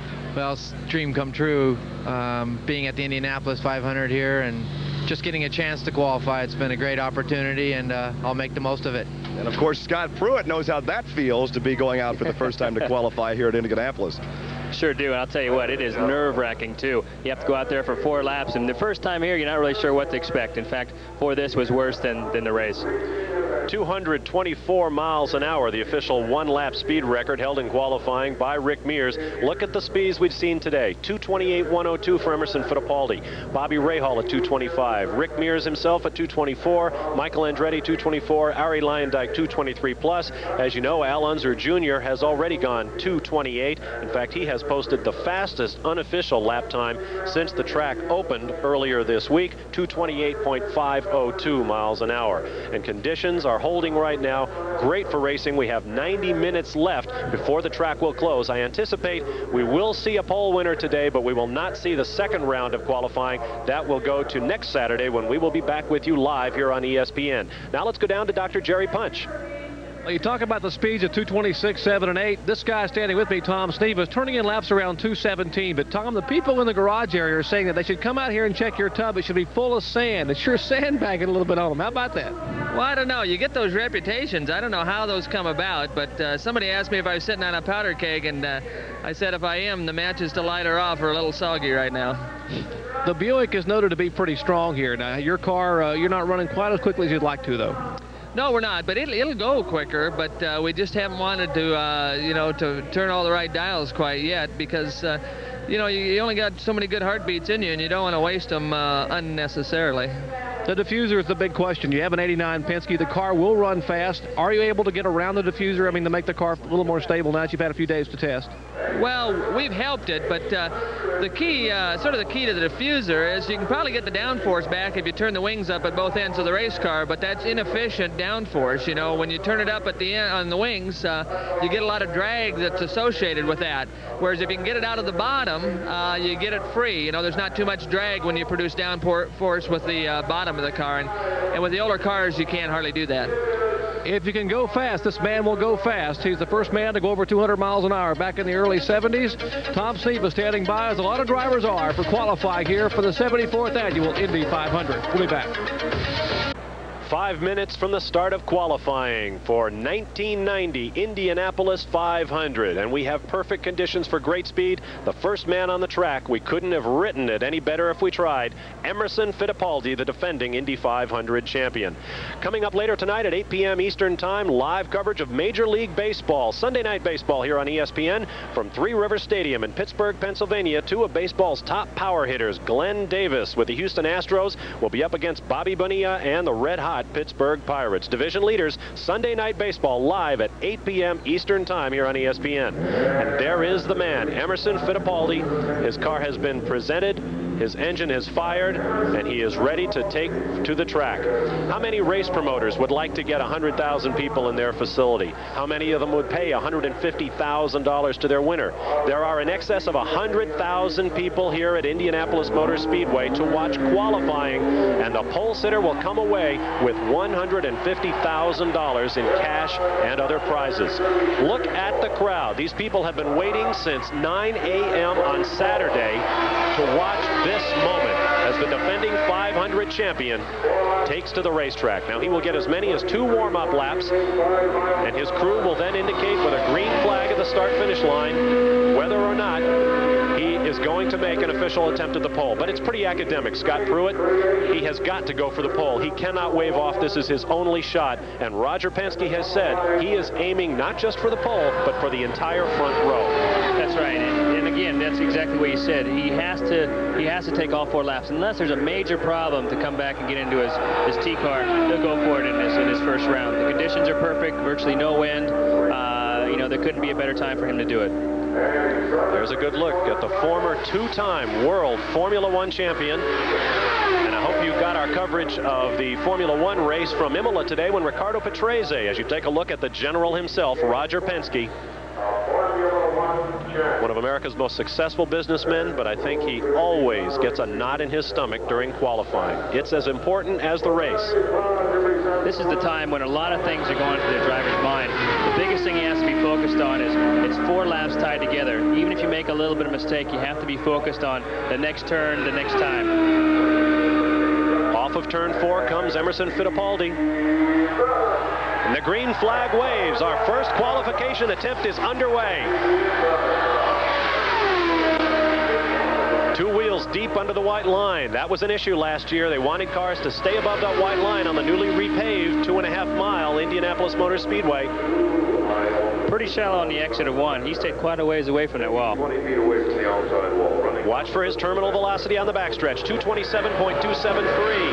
Now what his exit speed from turn 3 will be on the right side of the screen, 222.816. So he didn't lose any speed there.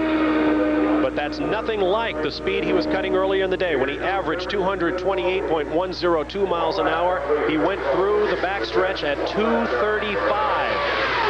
And these cars were supposedly slowed down from last year.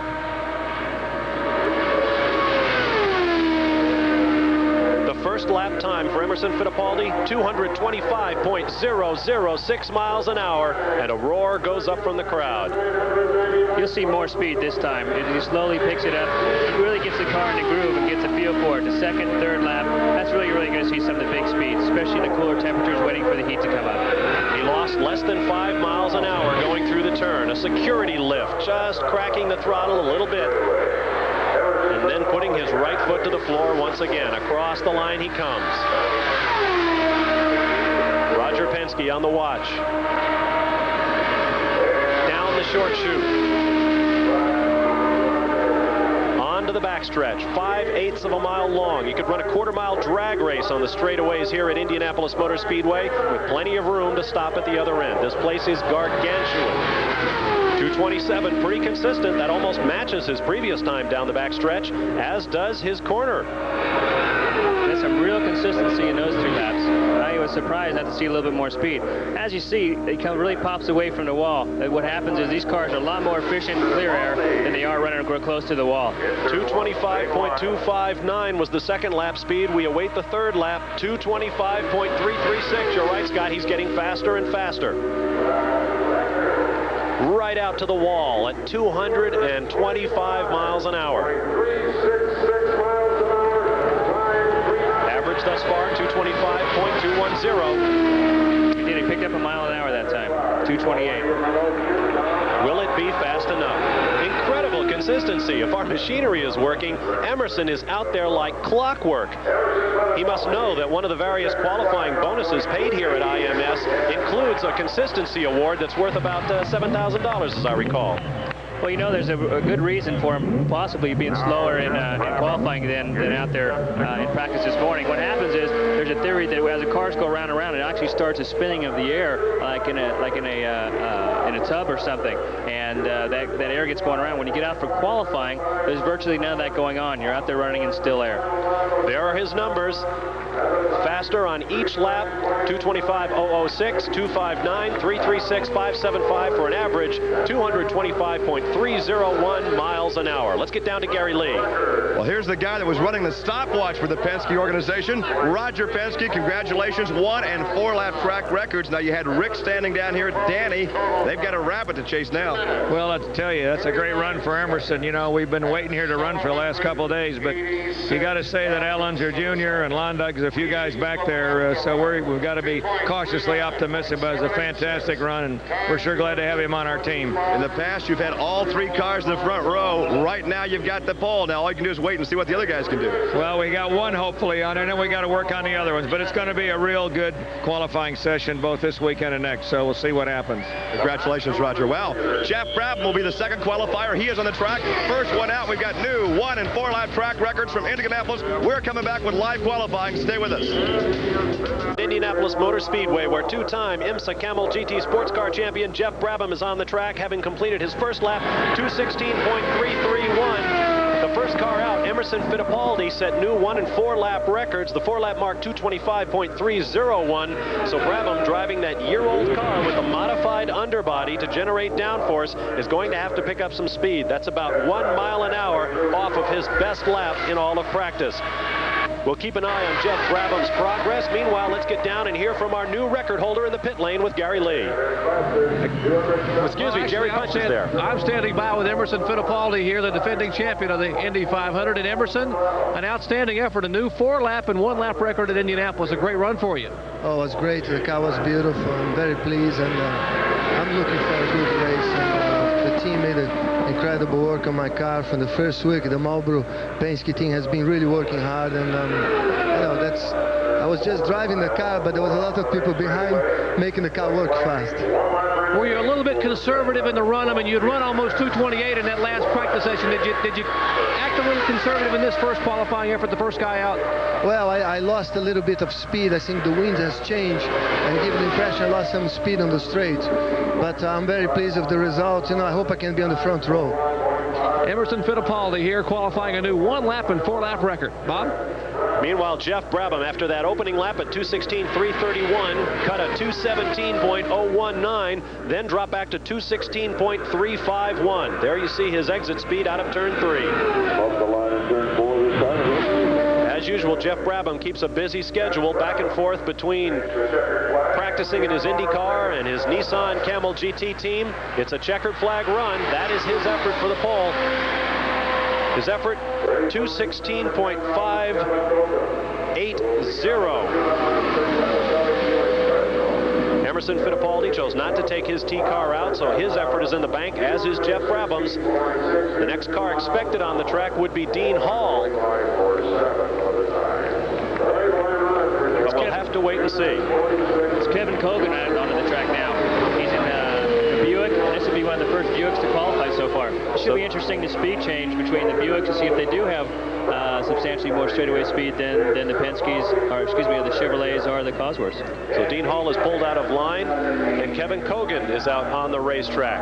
Let's go down to Gary Lee now with our favorite. Well, we talked to his teammate earlier. Now it's Al Unser Jr. standing here. You have a rabbit to chase. You set the standard on Friday, 2:28. Came back with close to that again today. We have a new 1 and 4 lap track record. What do you anticipate? Well, I just, you know, for Emerson running each lap quicker and quicker shows that his car's really working well, and the conditions are beautiful right now, and I just wished we had drawn a little bit earlier pill. I doubt very seriously if I'll be able to get out today. And then what does that mean? The track can totally change during the week. Yeah, it can. We won't, if we don't make it out today, then it'll be next Saturday before we're able to qualify, which everything can change. It can be a different day, weather and all that. So, you know, I'm just watching right now. Could be a long, long wait for Al Unser Jr. So the qualifying continues here on pole day at the Indianapolis Motor Speedway. More coming your way. Stay with us.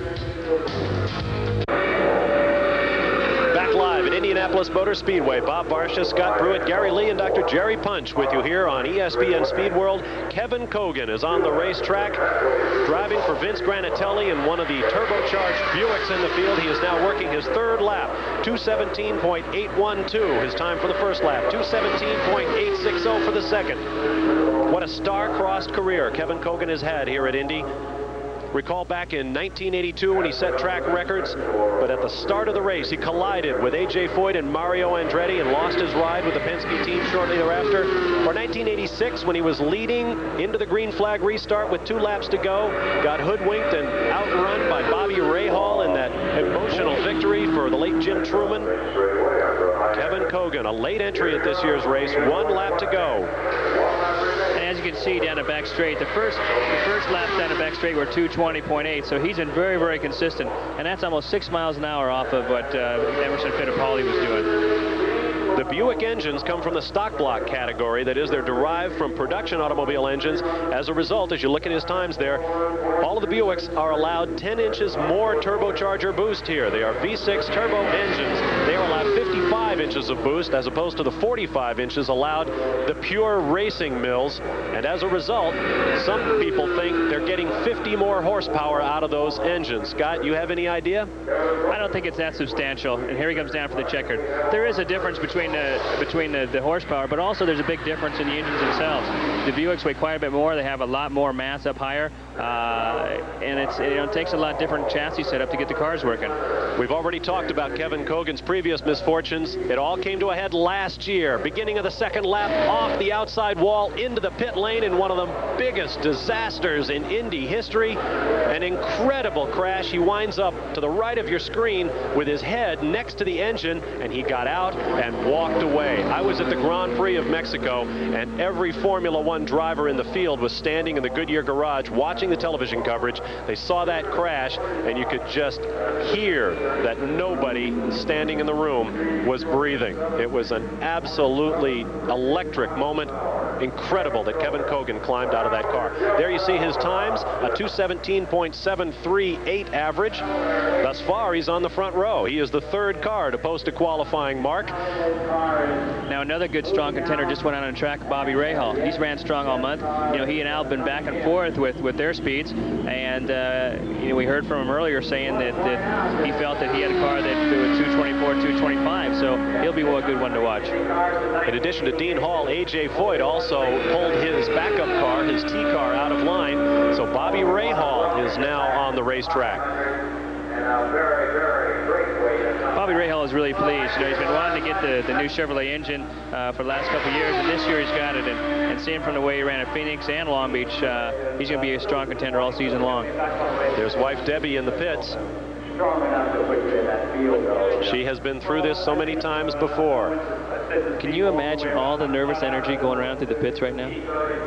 Absolutely amazing. I'll say it again. This is the first time I've been to Indianapolis. It is everything it's cracked up to be and more.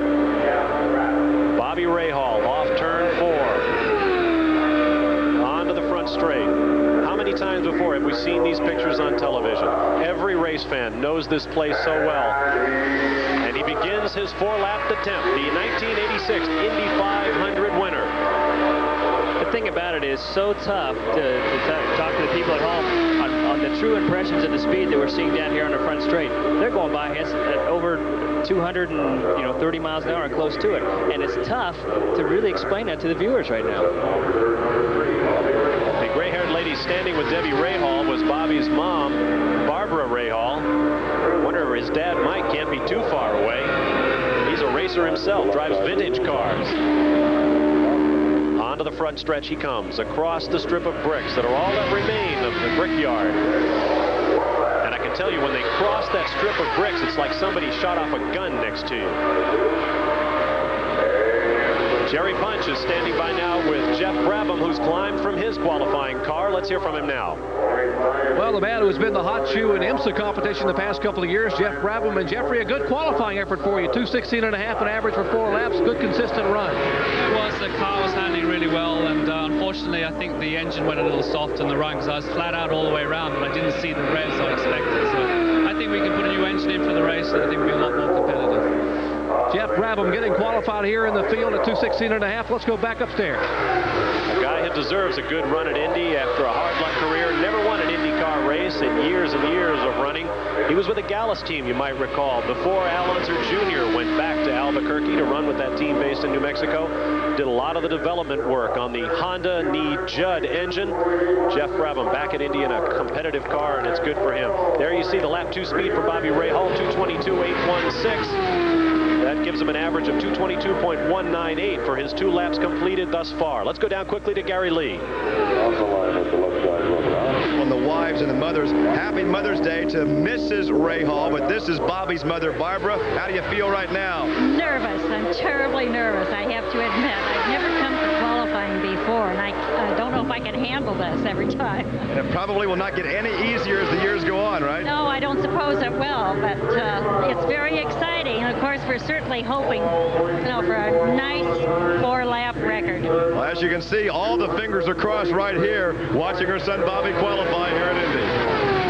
We are racing the clock here at Indianapolis. Not only the drivers on the track, we are racing a 6 o'clock deadline to get pole qualifying completed. Otherwise, it will move on to next Saturday for the balance of the cars that have been presented for qualifying. And of course, you're going to hear a lot of hollering from drivers who get the worst of the conditions as a result. There is Debbie Rahal. Seems a little bit unhappy. 2:21.582, 2:22.816, 2:23.098, and 2:23.286. So he got faster and faster for an average of 222.694. That will be second quick thus far, displacing Kevin Cogan and Jeff Brabham. Bobby Rahal, the '86 champion, has completed his run. We're going to take a quick timeout. Gary Bettenhausen, one of the great family names in Indy history, has taken to the track. We'll show you how he does when we return live to the Speedway. Back live at Indianapolis Motor Speedway and the Run for the Pole 1990. Gary Bettenhausen is out on the racetrack. His top speed thus far in the month of May, 216.904 miles an hour. Just coming up to speed. We'll see how he can do here. One note about qualifying, all of the cars that go out and make a qualifying attempt must start the 500 on the tires they used for qualifying. The tires are impounded after the race. They are inspected in case you want to raise some complaint about the quality of the tire you'll be expected to start on. So you better choose carefully when you get out on the racetrack. And Scott Pruitt, I suppose that would cause problems. We've got great conditions today, overcast, cool. Suppose race day comes up 95 degrees and bright sunshine. Well, that's what happens. I mean, during the month of May, conditions now can be totally different 2 weeks later from the race conditions. The track, the car setup is going to be different. You're going to have to probably, if the heat's, generally as the temperature goes up, you run less and less front wing because the car just isn't quite as efficient. A lot like an airplane. It flies a lot better in cooler temperatures than it does in hot temperatures. By our trap speeds there, you can see that Gary Bettenhausen was losing about 8 miles an hour going through the corners. His first lap, 2:16.773, as his twin sons, Kerry and Todd, man the stopwatches, 2:16.175, so he lost a little speed. Bobby Rahal is in the pits now. Let's go down to Jerry Punch. Well, Bobby Rahal standing in the car. Bobby, 222.694, but you looked a little bit disappointed when you came in. Yeah, very. Our valve wasn't it was down, and the car handled beautifully. Just no grunt. Well, that's still a pretty good effort. What did you think you might be able to run? Well, I ran 25.7 this morning. I thought we'd at least do that. So it was a great disappointment for me, but car handles good. We're in the race. Just get on with it. Obviously dejected, Bobby Rahal did not run like he would expect it to today. Well, by valve, of course, he's talking about the pop-off valve that manages the amount of turbocharger boost in the manifold of the engine. And it's often the subject of some dispute when those pop-off valves were first used to control engine power and slow the race cars. Everyone wanted to know whether he was getting a good valve. There you see Gary Bettenhausen getting almost 4 wheels underneath that white line. You know, the valve's another interesting thing because during practice or the morning practice earlier today, you run a valve that you don't qualify with. What they do is they come by, they take all the valves back, and then they return them right. You pick them up virtually when you're going through tech before you go on the track. So you don't know if it's going to be the same amount when you get on track as you had earlier today. It's something where you have to force yourself during the month to run that maximum boost and don't go over it, don't really push it. Can you really tell one valve from another? Is the degree of discrepancy in their output that strong? There is. During the month last year, we had one that would run from 45 to 46 inches. 46 inches gives you substantially more horsepower. Gary Bettenhausen completes his run with an average of 217.264 miles an hour. His car owner, John Menard, has spent a lot of money this year. Steve Barkley crashed in the rookie orientation procedure. He's about to be released from the hospital. Jim Crawford, the Scotsman, has crashed twice. So John Menard is going through a lot of race cars. Now here is the man everybody wanted to see. The absolute qualifying master at the Indianapolis Motor Speedway with a record 5 poles to his credit. This is Rick Mears. Should be interesting to see him run now. His line was substantially different this morning than we saw qualifying last year and during practice, so it should be something very interesting to watch. Wife Chris looking on. Mears has a reputation for a very clean line. He shouldn't get out. You see he's got a car width out to the wall as he warms up. He will attempt to hold that line, but as Scott Pruitt mentioned, we have seen him getting a lot lower on the inside of the track and a lot higher on the outside than we're used to seeing him. There you see how he stays above the white line. Looking good right now as he passes the Speedway Motel in the background, jammed with people. Secret is not to scrub off any speed. When you go through those turns, you want to just barely turn the wheel so you don't scrub any speed. Because the more you turn, the more speed you're going to scrub, and the less speed you're going to have exiting a turn. It should be interesting to see what his entry speed is compared to what his exit speed is. The new Penske Chevy 90 of Rick Mears, who came out and absolutely destroyed the field at the season opener at Phoenix earlier this year. Had his problems, finished 8th, as I recall, at the Long Beach race, 2nd of the year, before coming here to Indianapolis.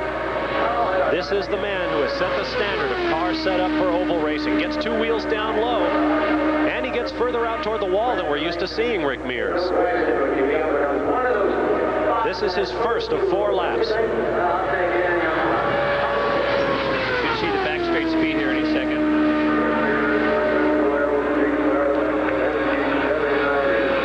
I guess we didn't make it that time. You see, he's real conservative. He keeps good length between now and some of the drivers earlier. They take it right to the wall. 38 years old, 12 Indianapolis 500s, 3 victories. That's got to be one of the best winning percentages in Indianapolis history. Rick has got to be one of the most patient drivers I've ever seen.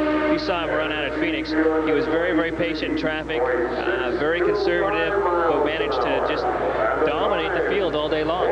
223.625 his first lap. That's almost 2 miles an hour slower than his Penske teammate Emerson Fittipaldi, who is the provisional pole sitter right now. So Rick Mears is really going to have to get his foot in it in order to get that 4-lap average up into pole territory. White Chris and car owner Roger Penske, Danny Sullivan to the left. He is shooting for his 3rd consecutive pole. That would be a record. And his 6th career Indy 500 pole would also be a record. His second lap, 2:24.433. That averages out to 2:24.028. The time to beat is 2:25.301. So Rick Mears is going to have to get a little more oomph. He definitely does. That's quite a bit of speed to pick up for the average. He's going to have to do a 2:26 or 2:27 lap just to make the average high enough to take the pole. Like a ball player deep into the season, you can't get enough at bats to have the success you need to raise your average. Rick Mears through the short chute now, onto the backstretch. 2:24.361, so he slowed down a tad. He is easily the 2nd fastest driver thus far after Emerson Fittipaldi, but there will be no pole. Roger Penske's plan of sweeping the front row will be 2/3 complete. Emerson Fittipaldi is the provisional pole sitter. Rick Mears right now looks like 2nd fastest ahead of Bobby Rahal.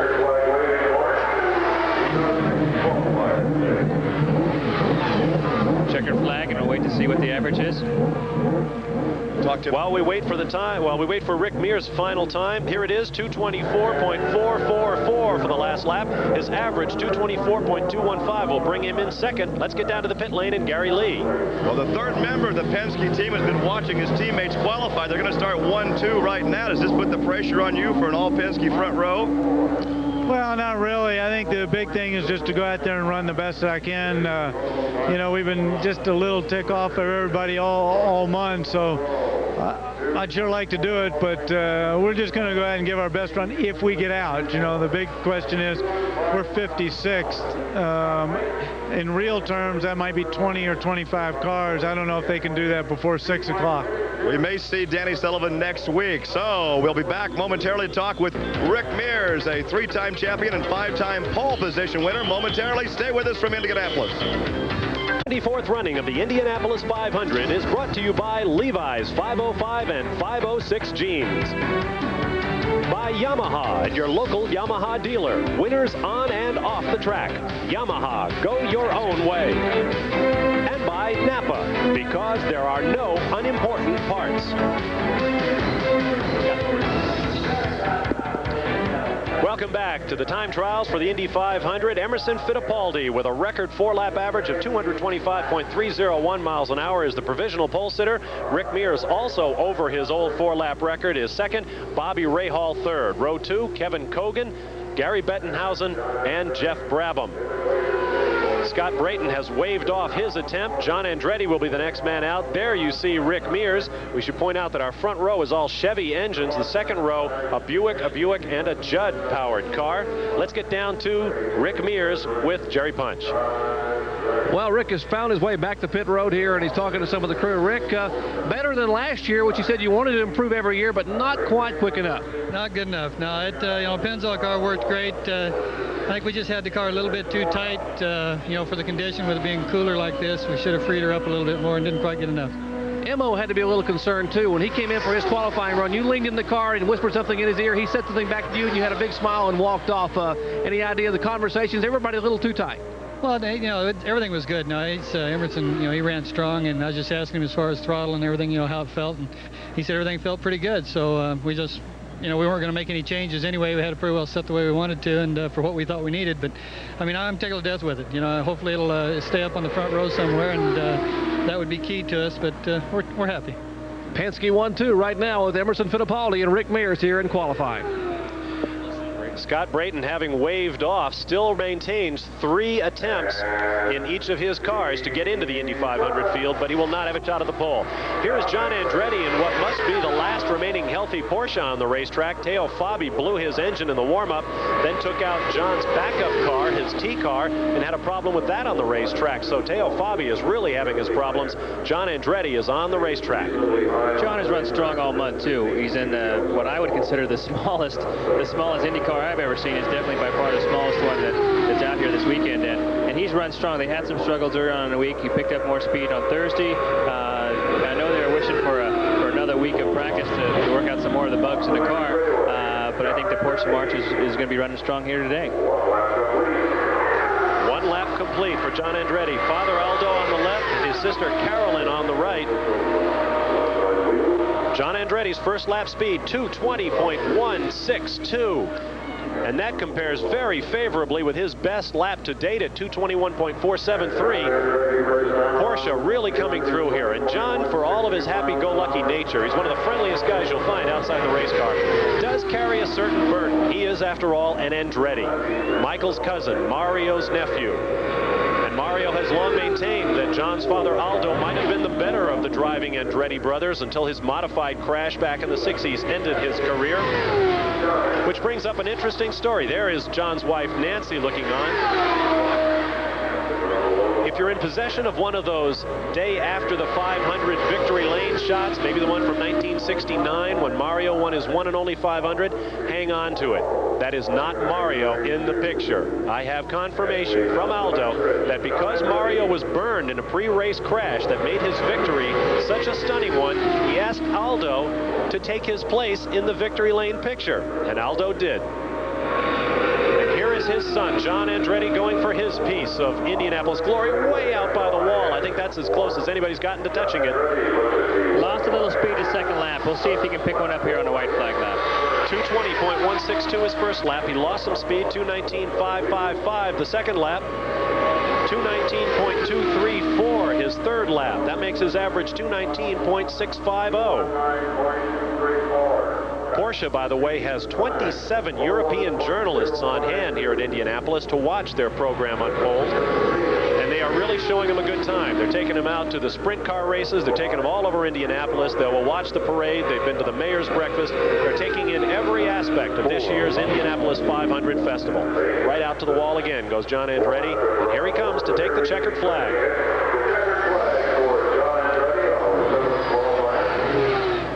That's a real strong run for them this weekend. Here is the time, 2:18.989. His average, 2:19.484. Let's go back down to Gary Lee. Well, from his days in go-karts through midgets and sprints and Indy cars, this guy was not far away, a proud papa. This is Aldo. The tension now has been eased somewhat, has it not? Yes, it has. And as a matter of fact, with the result of this run, now we can all relax and look forward to the race. You got to take the entire family out to dinner. You got your wife Corky back here, your daughter Carolyn, and down there someplace is Nancy. I'm afraid you're right. Yeah, I'll be happy to do that. You're going to foot the bill. Maybe I'll get John to do it since he did so well, see? He might as well do it. He'll make enough money in the 500. He can take all of us to dinner. There you go. Absolutely. In fact, the last year's last place guy in the race made about $120,000, as I recall. John Andretti's time will put him inside row 2. It is Fittipaldi, Mears, Rahal, Andretti, Kogan, Bettenhausen, and Brabham. We'll be back. Nobody's leaving the Indianapolis Motor Speedway. Indianapolis Motor Speedway, where our first rookie of the day has taken the green flag for his 4-lap qualifying attempt, Scott Goodyear, former Formula Atlantic champion of North America back in 1986, 1988 Rothman's Porsche Turbo Cup sedan champion. A young Canadian hoping to follow Jacques Villeneuve into the IndyCar ranks. Not a very good first lap speed, 2:11.660. He's going to have to get that up a little bit. And here is the man who is waiting. I imagine Mario Andretti can handle 2:11 in a car designed by Alexander Julian, the famous menswear designer. He also designed the uniforms that the Carl Haas team is wearing for Mario and Michael Andretti. Another lap now complete for Scott Goodyear. It's going to be really interesting to see this year what the bump speed is. You know, last year it was very, very strong. And this year, you know, they didn't seem like they've been running quite as strong on the lower end of it. The whole field hasn't seemed quite as quick this year. 2:13.467, the second lap for Scott Goodyear, so he did get good speed in the second lap. 2:12.560, his average thus far. Meanwhile, Mario's nephew John Andretti should be a happy guy. Let's find out if he is now with Jerry Punch. Indeed, he is. He just got a big handshake from Dad Aldo. And John, a good qualifying effort for you. Over 2:20 the first lap, and it dropped off a little bit, but an average of over 2:19. Yeah, well, we feel like we got the car balanced very well. The Porsche engine's been performing very reliable, so we're looking very forward to, a lot for the race. And we're glad for Foster's. It's the first car that's ever had a Foster's eye on that car, and my first time at Quaker State, so I'm very pleased. And we did the best that we could, and now we're going to get ready for the race. Indeed, they will get ready for the race, and other Andretti's to follow very shortly here in qualifying. John Andretti told me before the race he was really hoping for qualifying today. His teammate Teo Fabi was hoping for rain. He wanted another week of development before he tried for the pole in his Porsche. John said, no, let's just get into the fields. We know we can go fast enough, then put full fuel tanks in the car and go out and get our setup for the 500. Checkered flag taken by 30-year-old Indy rookie Scott Goodyear. His time on that last lap, 2:13.622. Excuse me, that is his average. 2:14.746 was the lap time. 2:13.622 average will put him in the middle of the third row as things presently stand. And now here comes Mario Andretti. What a great career he has had. All-time leader in laps led, second to A.J. Foyt in victories. Here is Mario in 1969. He crashed before the race began, got into a backup car, and simply ran away from the field. A terrific victory, and as I mentioned earlier, as a result of the burn suffered in his pre-race crash, I think that's Clint Bronner you're taking a look at there, his mechanic. Mario goes to victory lane, and his brother Aldo went to get his picture taken. Mario has had such wretched luck over the years here. He has run so well, and that is the point that he makes whenever you ask him about the bad luck over the years. He has always been competitive. He has run strongly so many times. 2:25 is the top speed thus far. And he's been quiet about it. He has not led the timesheets any one day, but he is looking for a possible pole here. Meanwhile, Gary Lee is standing by with his anxious car owner. Well, in fact, he's so anxious, he said, this is not a really good time. Come here and talk to me. Come on, you're a race driver yourself. You drive the sedans. You know what it feels like to go out and run and qualify. But now, as a car owner, how does it feel? I vibrate worse as an owner than I ever did as a driver. I know you did not want to talk. You're very, very uptight as the car owner. No, I just like to watch what's going on, guys. All right, we'll let you go watch. There's Paul Newman, and he's getting plenty of his own attention down here in the pit area. I would imagine Paul Newman has a tough time just concentrating on his racing anywhere he goes because of his fame as an actor and director. Mario Andretti is looking for his 25th Indy 500 start. That would make him second to A.J. Foyt. A.J. going for his 33rd this year. Johnny Rutherford and Al Unser Sr. also looking for their 25th starts in this qualifying round. How bad has Mario's luck been over the years? Well, in 24 previous starts in the 500, he has finished only 8 times. But as I said, he has run near the front. He has dominated the race in recent years, only to have the occasional mechanical problem or something go wrong and sideline him. Back in '85, you saw that even when Sullivan spun, and Mario was running very, very strong, he still didn't win the race, even though he ran strong all day long. His first lap, 221.217 miles an hour. He's on the backstretch.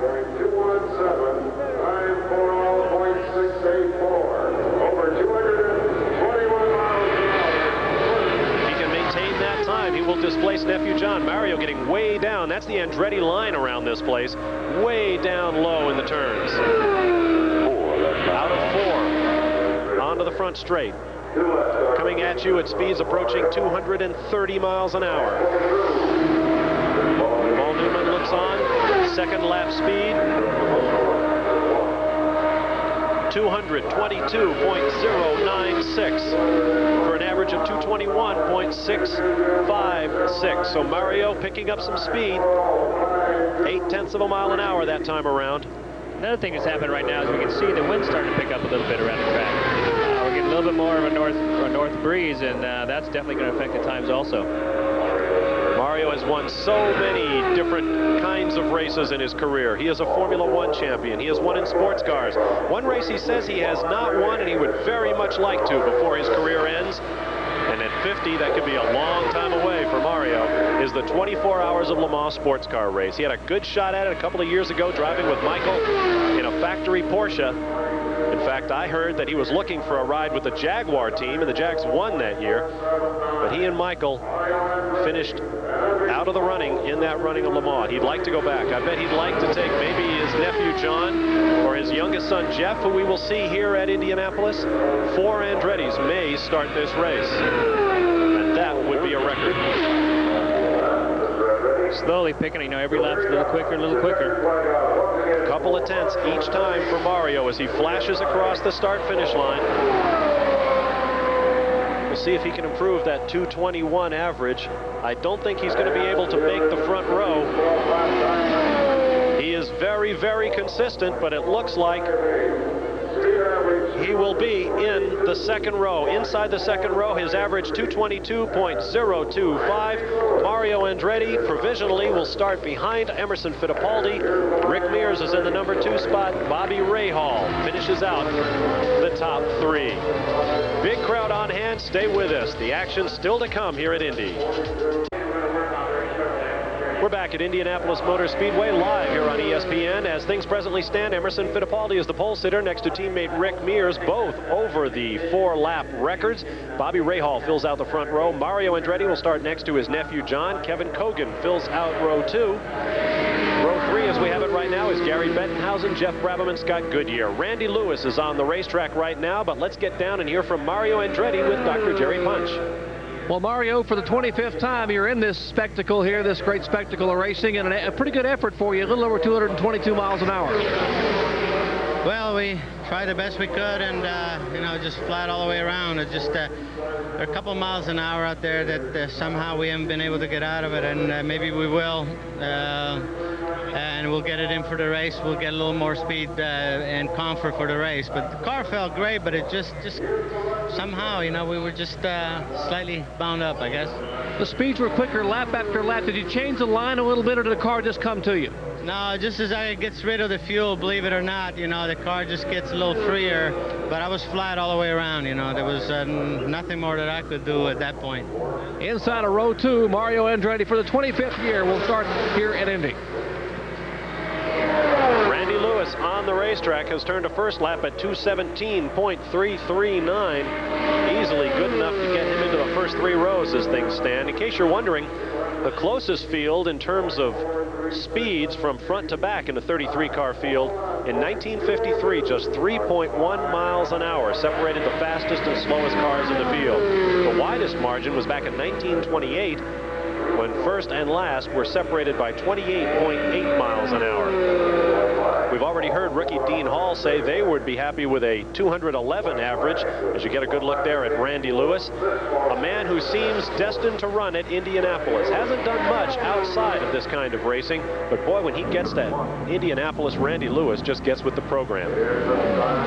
There's his wife, just as nervous as he is. They work really strong together. In fact, they work out together at the gym. I've seen her there a number of times, and I'm sure she's just as nervous as he is. It is perhaps hardest on those who stand and wait. The wives, the family family members. 44-year-old Randy Lewis has completed 3 laps at an average of 218.275. Our field average thus far, 219.819, with 9 cars qualified. Scott Brayton, the only one to wave off his pole run. Let's get down to Gary Lee. A big sigh of relief. I think the picture we had of you told that story. Obviously a lot of anxiety, but now the checkered flag is out. He's in the show.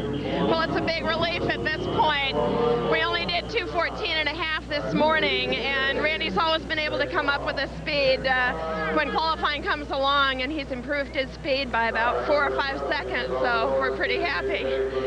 Can you tell me what they did to change the car? No, I don't have a clue. I think it's mainly Randy and his right foot. Well, of course, she worked as hard down here in the pit area as Randy was working out there on the track. We have more to come from Indianapolis as Didier Tays is going out in one of the Vince Granatelli cars. He'll be the next to qualify. We're coming right back.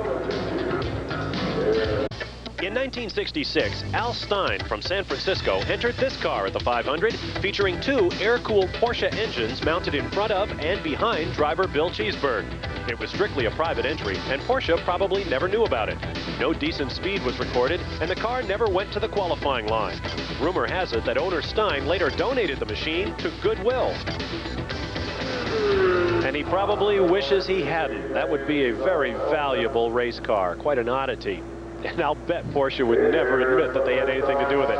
There is Didier Tays from Nivelles, Belgium, former American Racing Series champion back in 1987, hoping to make the field in one of Vince Granatelli's turbo Buicks. You know, he had a pretty serious accident pre-season this year testing in Phoenix, and left him pretty well bruised up, so it's good to see that he didn't get badly injured.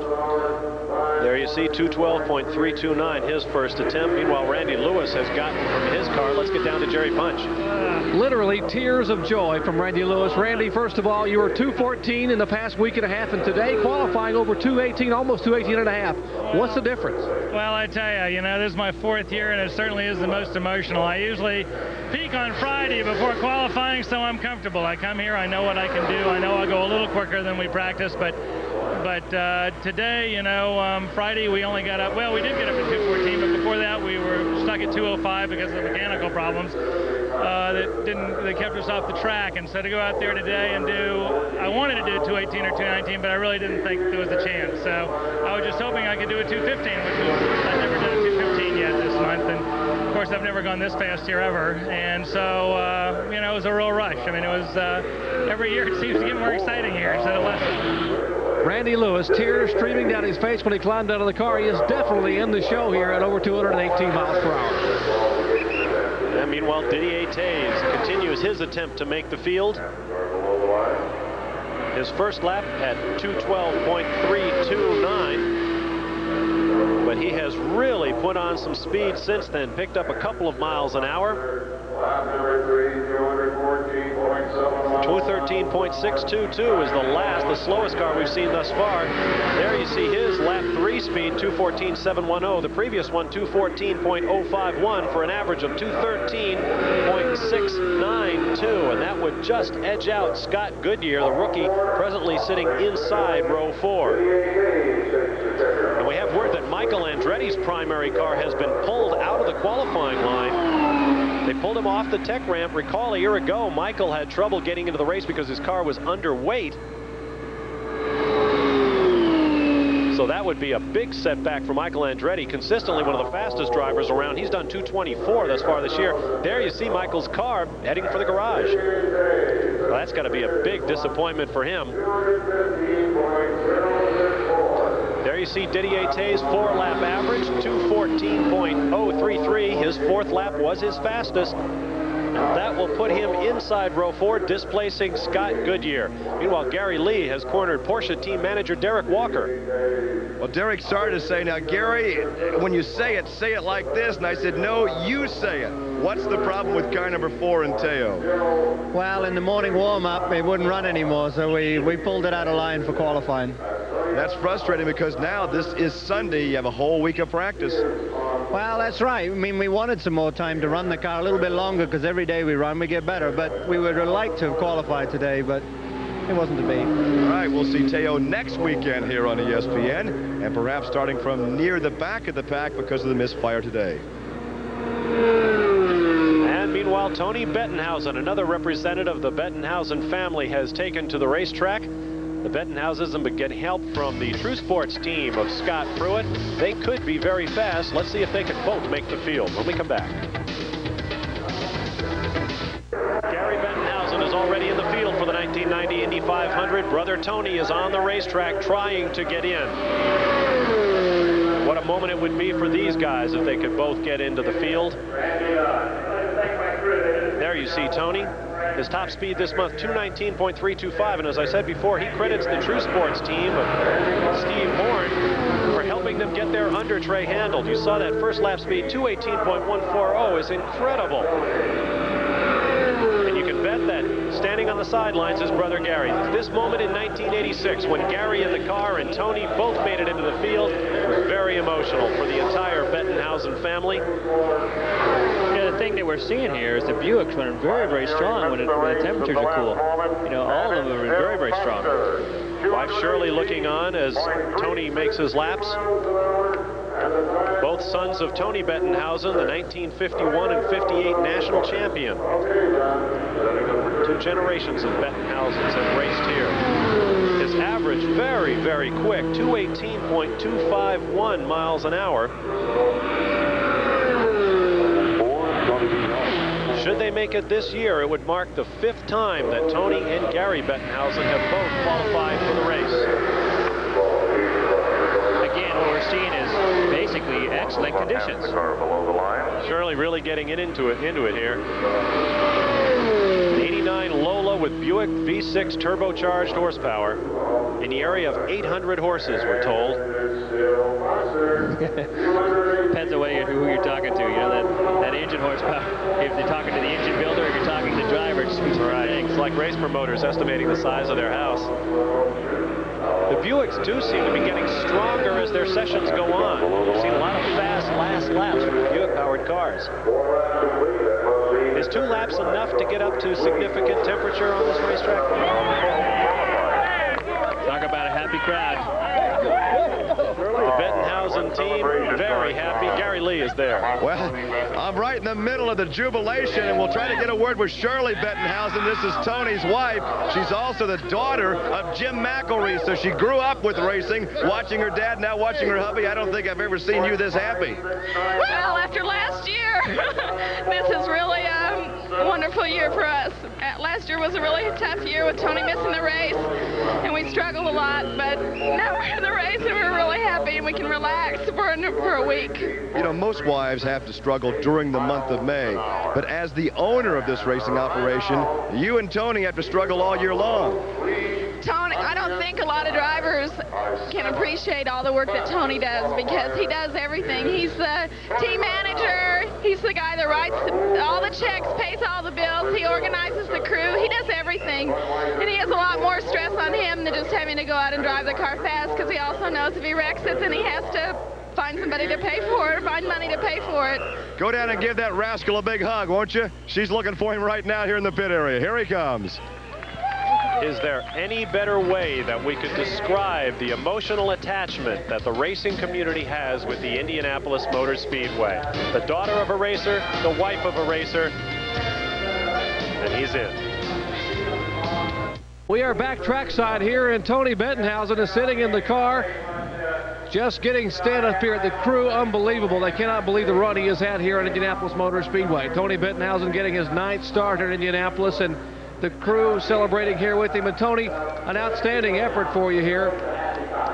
A great run for you here. I know you're going to be pretty happy. Well, it wasn't as quick as we practiced, and we were really trying hard to get a 220, but I'll tell you what, we're tickled to death to be in today, and, you know, after missing it last year, we're very pleased.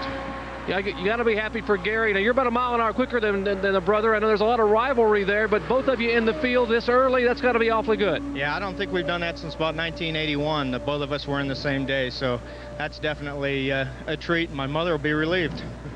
Tony Bettenhausen makes the 5th Buick to enter the field, and Scott Pruitt's old car on the track for qualifying. Bob?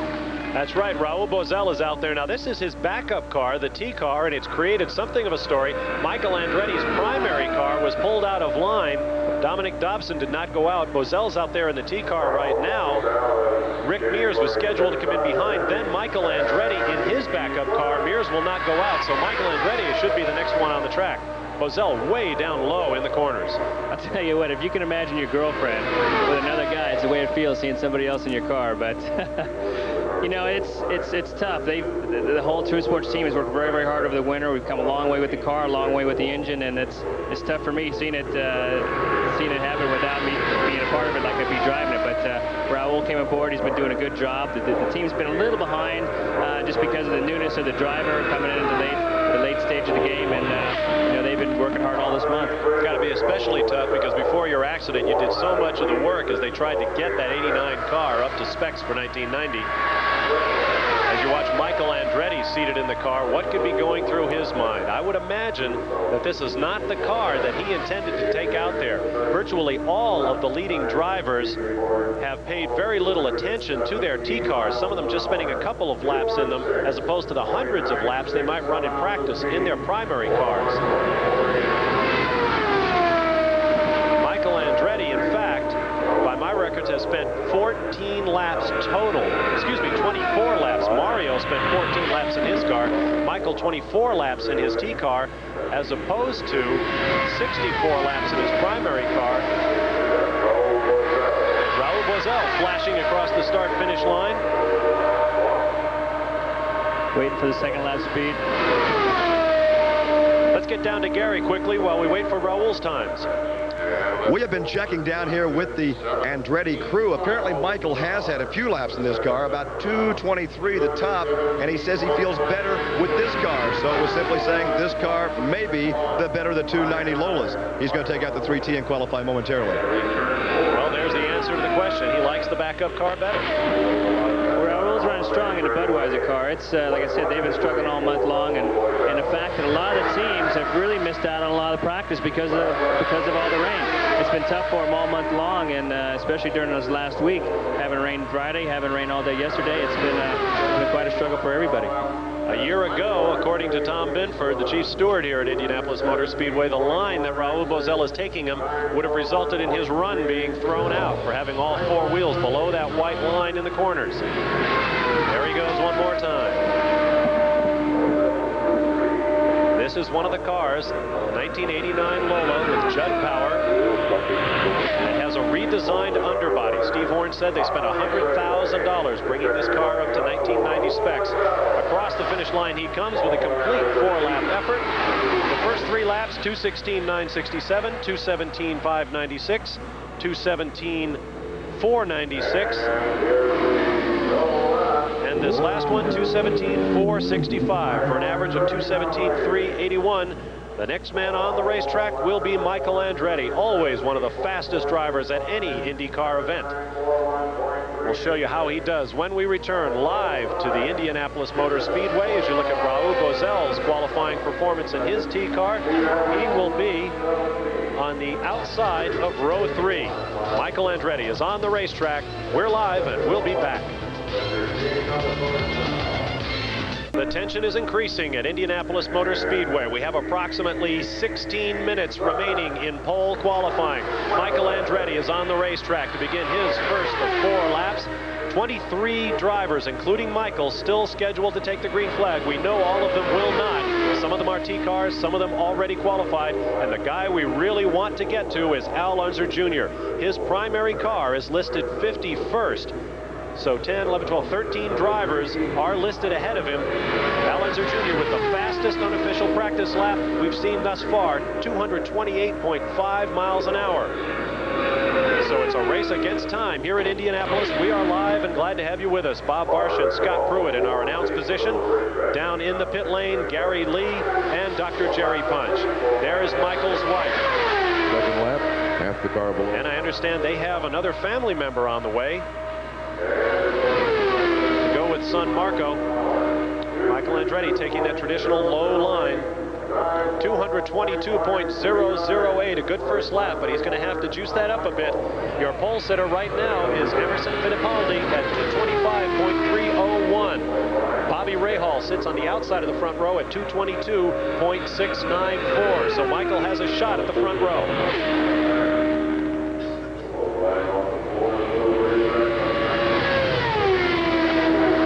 You notice it's almost impossible to tell the difference between Michael and Mario. One way to tell the difference is the top of the rear wing on Michael's car is white. The top of the rear wing on Mario's car is black. The Andretti family all wear similar racing helmets, so it doesn't help an old Formula One announcer to try to pick them out that way. You have to look for the color separations on the car, as Scott mentioned. Here he comes.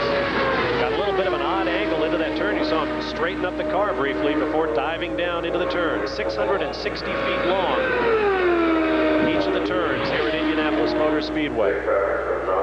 3,300-foot straightaways. 1 lap to go in the qualifying effort.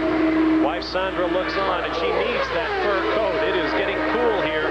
Temperature dropping below 50 degrees at Indianapolis Motor Speedway. Great weather for racing engines. All of the laps to this point have been in the 222-mile-an-hour range. 222.008, 222.195. Then he dropped off a little bit to 222.069 for an average 222.091. What's happening now is you heard Mario earlier saying the car's binding up. As the temperature cools off more and more and more, the cars become more efficient, generating more downforce. What that happens is they're just, from the setup they had earlier in the day to the setup they have now, they're just generating too much downforce and scrubbing too much speed through the turns.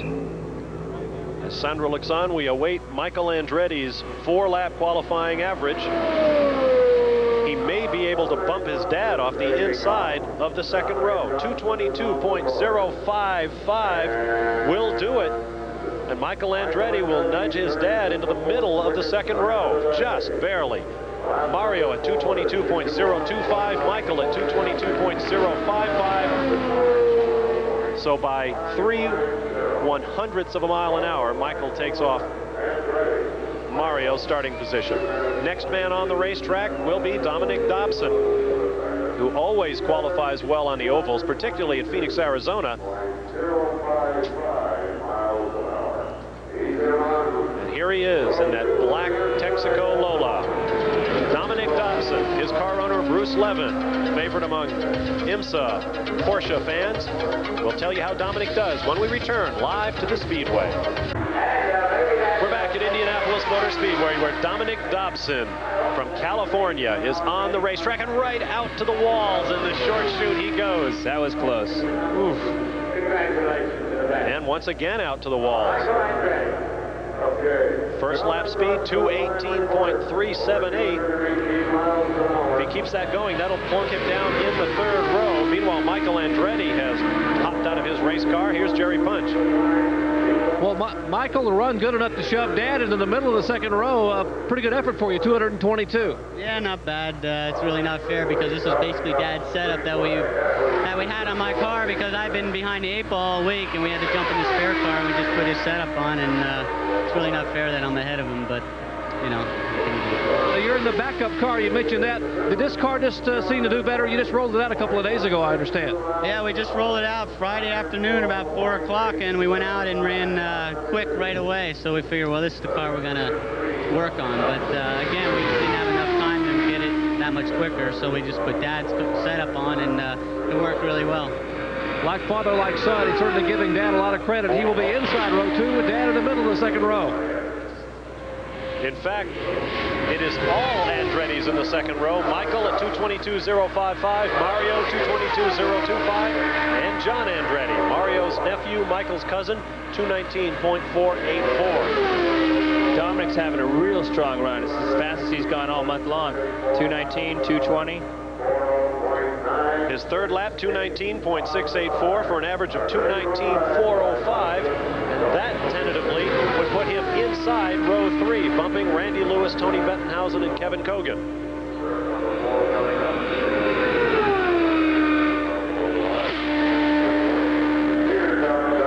Scott, is Is it true that when you're in the race car actually traveling those kind of speeds that it all seems to be in slow motion as you race around at 200 miles an hour plus?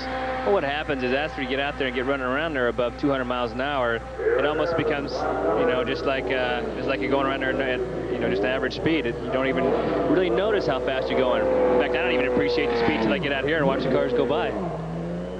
You got a good look there at Rich Vogler, 5-time U.S. Auto Club midget champion, and one of my favorites in this field. Vogler drives everything with 4 wheels on it, everything in the U.S. Auto Club open wheel division. He's been a champion everywhere he's gone. He's had a tough time qualifying. We'll see how he does when we come back. Welcome back to Indianapolis Motor Speedway, where Rich Vogler is on the racetrack, and he has got to hurry because he has got a sprint race at Indianapolis Raceway Park coming up later tonight. ESPN Speed World coverage of the time trials for the 74th running of the Indianapolis 500 has been brought to you by Quaker State. The Big Q is one tough motor oil. By Yokohama Tire Corporation, one of the fastest growing tire companies in the United States. And by Kawasaki Motors Corporation USA. Kawasaki, let the good times roll.